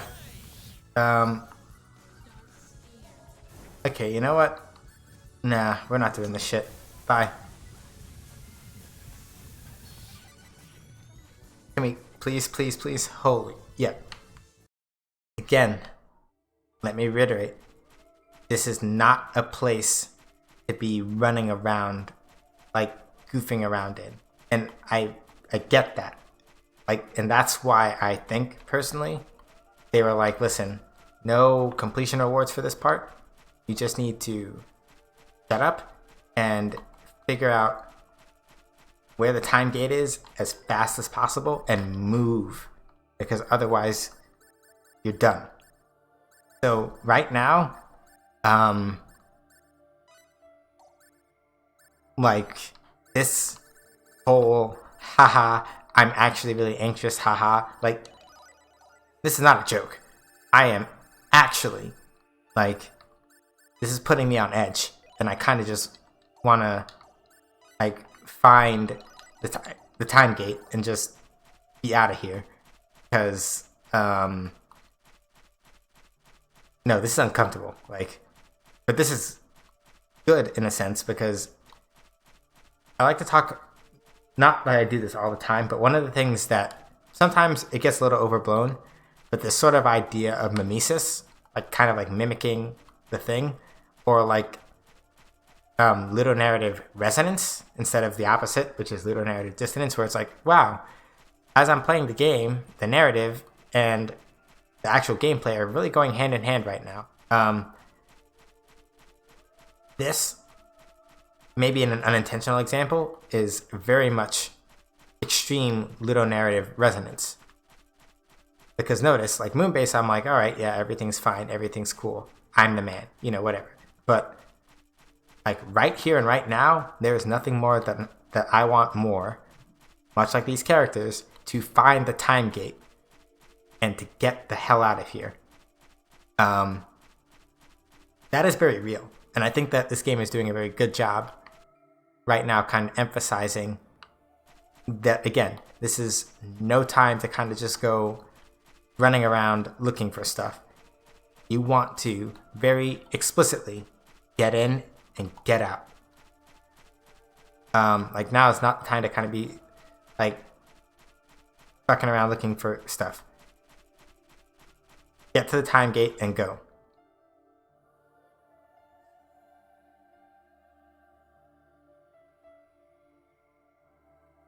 So this is the time gate. The gene of connection. Sophia, Dr. Linegood said you have the genetic power to create a path through the time gate and into 4D space. Yeah, but I have no idea what I'm supposed to do. Well, that's understandable. I'm sorry.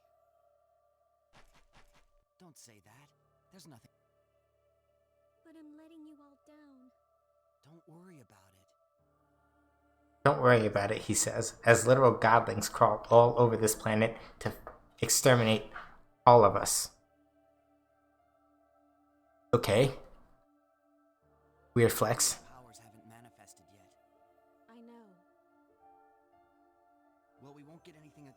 just standing around.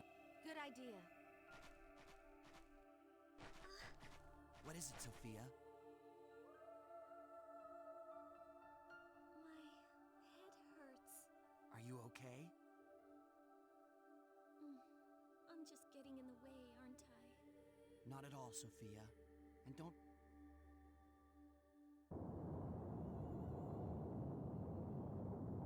Whoa. It moves? This is how it normally operates.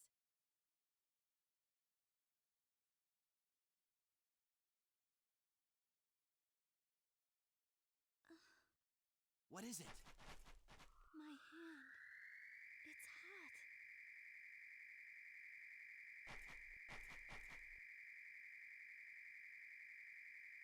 What's happening? I don't understand. Sophia! She's manifesting.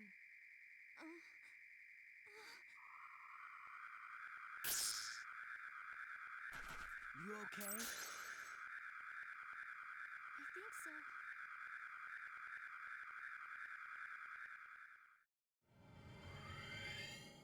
Whoa. What was that? The time gate.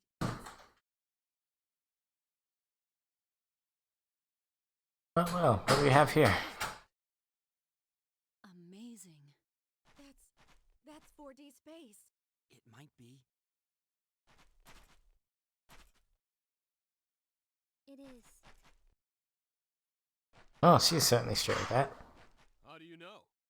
I don't know why, but I can sense it. Yes.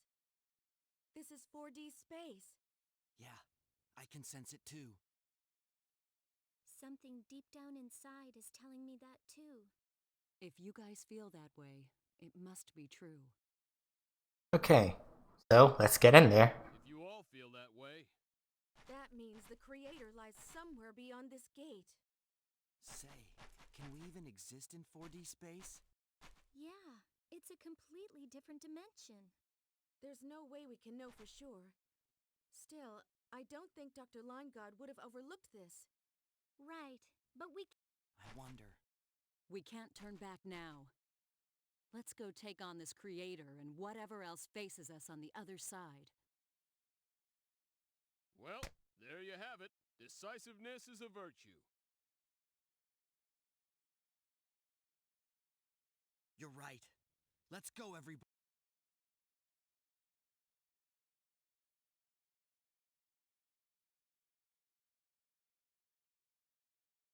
Alright, and then after this last cutscene, we're gonna ollie up out of here. Whoa, cool action shot.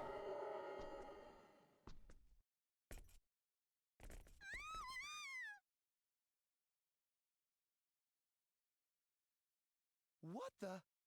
something came out of the Eternal Sphere display. Cool. Is that a new feature? New feature. Oh no. Where are the executioners? No clue, but this must be 4D space. Wow, we made it here safely. What a relief. It sure is. Hey, wait a minute. Isn't the enemy's home base supposed to be a little more intense usually? You can say that again.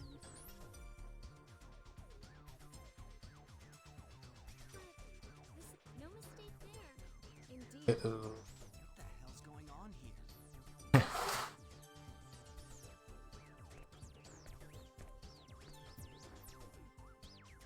Hey, did I hear you say executioner? You did, kiddo.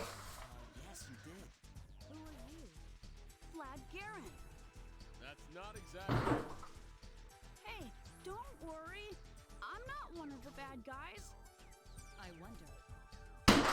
Come to my house. I think you may find out what you want to know. Well, he doesn't look particularly dangerous. True.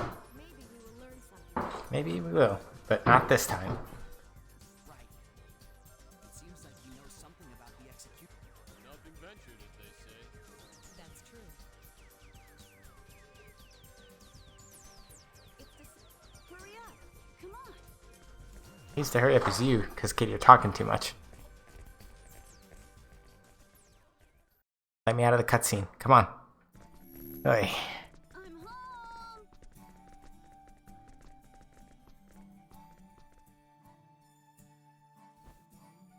Welcome back. Vlad, who are those people? And what's with those weird outfits? Huh? Oh, they're just friends. Friends of mine. Friends.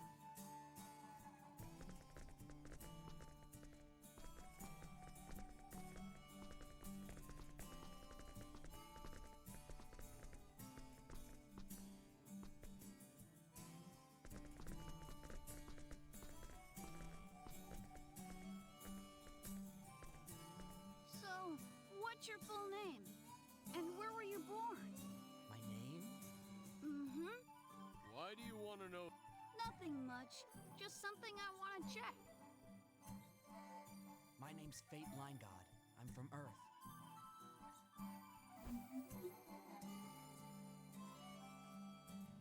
Oh, let's see. Good. There it is. Wow. Okay, so you are who I thought you were. Great. I believe it now. Believe what? It's just like Blair said. Blair? Hey, kid, share the info, huh? Don't just sit there with your thinking face on. You're not related to those executioners, are you?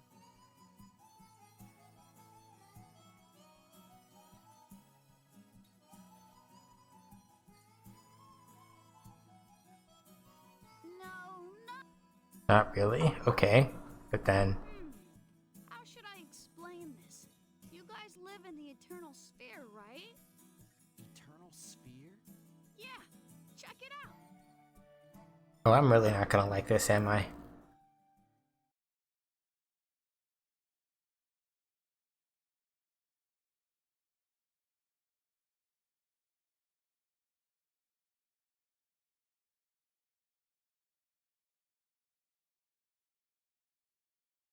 I know we're a little over, but as soon as this cutscene is over and I get control back, I'm gonna save, and then we're out.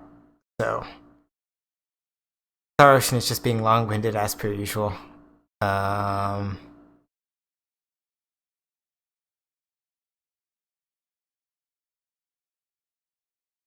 So yes, they did in-game play the cutscene that we saw Hey, that's... for the Aqua Ellie. Why? That's a battle between the Federation and the Execution. That's right. This is what's happening right now in the eternal sphere. What's happening? Hey, kid, what the hell is this eternal sphere thing anyway? How can we see the fight between the Federation and the Executioners? Relax. I'll explain everything. The eternal sphere is a universe inside a simulator. Earth is one of the planets inside that universe. a simulator? So if you've ever heard anything about this game and how the ending and how one of the biggest plot twists just like completely throws people off of it, this is it. This right here. If you didn't catch that implication, we just went real fucking meta. You can watch the eternal sphere and the events happening in the Milky Way on any terminal. And you guys are characters from inside the eternal sphere simulator. Hey, what are you saying? This is a reverse isekai game. Yes. We're just characters living inside a simulator? If anybody has seen Recreators,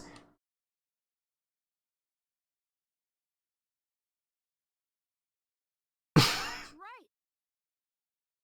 In other words, we're programs? Well, yeah, if you want to put it that way. So, you're saying that our universe is nothing more than a computer game? I'm gonna take another screenshot of this. I'm probably not gonna post it on Twitter because Twitter has a terrible system for actually doing spoilers. But oh, did I get the other clipboard snip of Sophia? No, darn, I didn't save it. It's an online reality that everyone shares. Nobody can reset it, so it's not what you'd think of as a game. I guess it's kind of a parallel world. Okay. Right? We're just puppets for you people to manipulate? In other words, what he's saying is that it's like intensely long-running MMORPG, basically. Well, in a way, yeah. But you all have your own individual AI programs, so you're really not that different from us. It's not like we can move you around with a joystick or anything like that. That's why I think you're more or less like us. You just live in a different dimension. Thus, the parallel world. Mm-hmm. Then what are those executioners? Are they programs too? Mm-hmm. Exactly. According to a recent press release, a problem was found in the Milky Way region of the Eternal Sphere simulation. That's where you guys live, right? They say if they don't do something about that problem, it'll affect the entire program. The executioners were sent in. So they're fixing bugs. You're kidding me. I figured those things weren't gods, but now you're telling me they're programs? But wait, if we're programs, how can we exist here? If what he's saying is true, this should be... Now that I don't understand. That must be Maria's power. The alteration gene. Yes, that must be it. The power given to me by Professor Linegaud. A program created by a program. It's kinda scary if you think about it. Say, kid. Cuz, my buddy works for the company that developed the Eternal Sphere. Her name is Blair. She told me all sorts of things. But don't get me wrong, I'm really not one of the bad guys. Then why did you bring us here? Curiosity mainly. Programmed life forms coming into the real world? Amazing! I mean, who would ever imagine such a thing? Now that you put it that way. You guys came here to stop the executioners, right? What do you think your chances are? Think you can do it?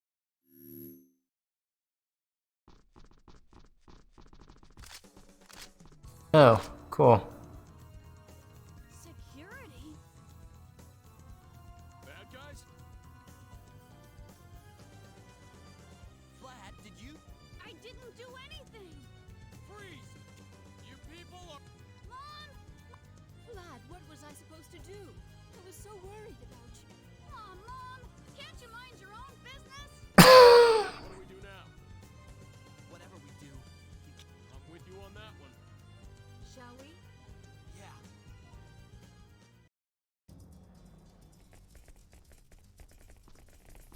Come on, let me get to a save point, damn you. Come on. I just wanted to get off of sticks. That was it. Surrender quiet. Nah, nerd. Oh.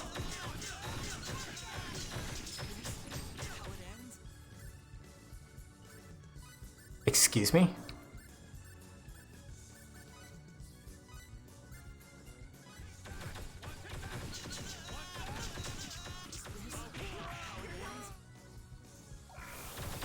Yeah, okay. So this is already some bullshit, but whatever.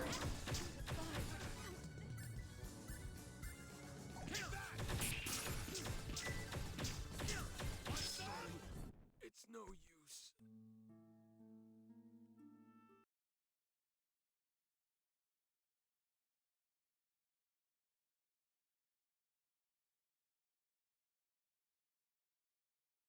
Yeah, we're just gonna leave it there, because I don't have time to run.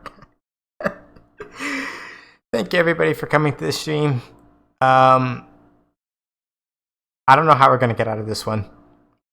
It's a good thing I made a split save on the Aqua Ellie. We might have to do a double cheese here. I'm gonna go find us somebody to kind of host us for the night, and then that's it. Stream is ending with a whimper, and I'm well aware of this, but at the same time, like, y'all saw that. I literally got like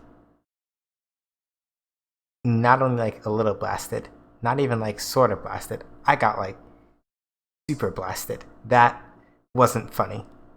Um, Let me see who we can drop off a raid for. Um, hmm. Oh, my buddy is playing Destiny 2. My buddy Danny is playing Destiny 2. So we're gonna go drop in on him as he is doing some solo stuff for Destiny 2 and see how he's doing. Give a good old SJH does raids when you drop in for him. Y'all have a good night. Show him some love, and I'll catch y'all on Sunday. At which point, I'm going to try to figure out how we deal with this thing. Have a nice night. Catch y'all in a bit. Yeah, so this room is called the hexahedron, and this is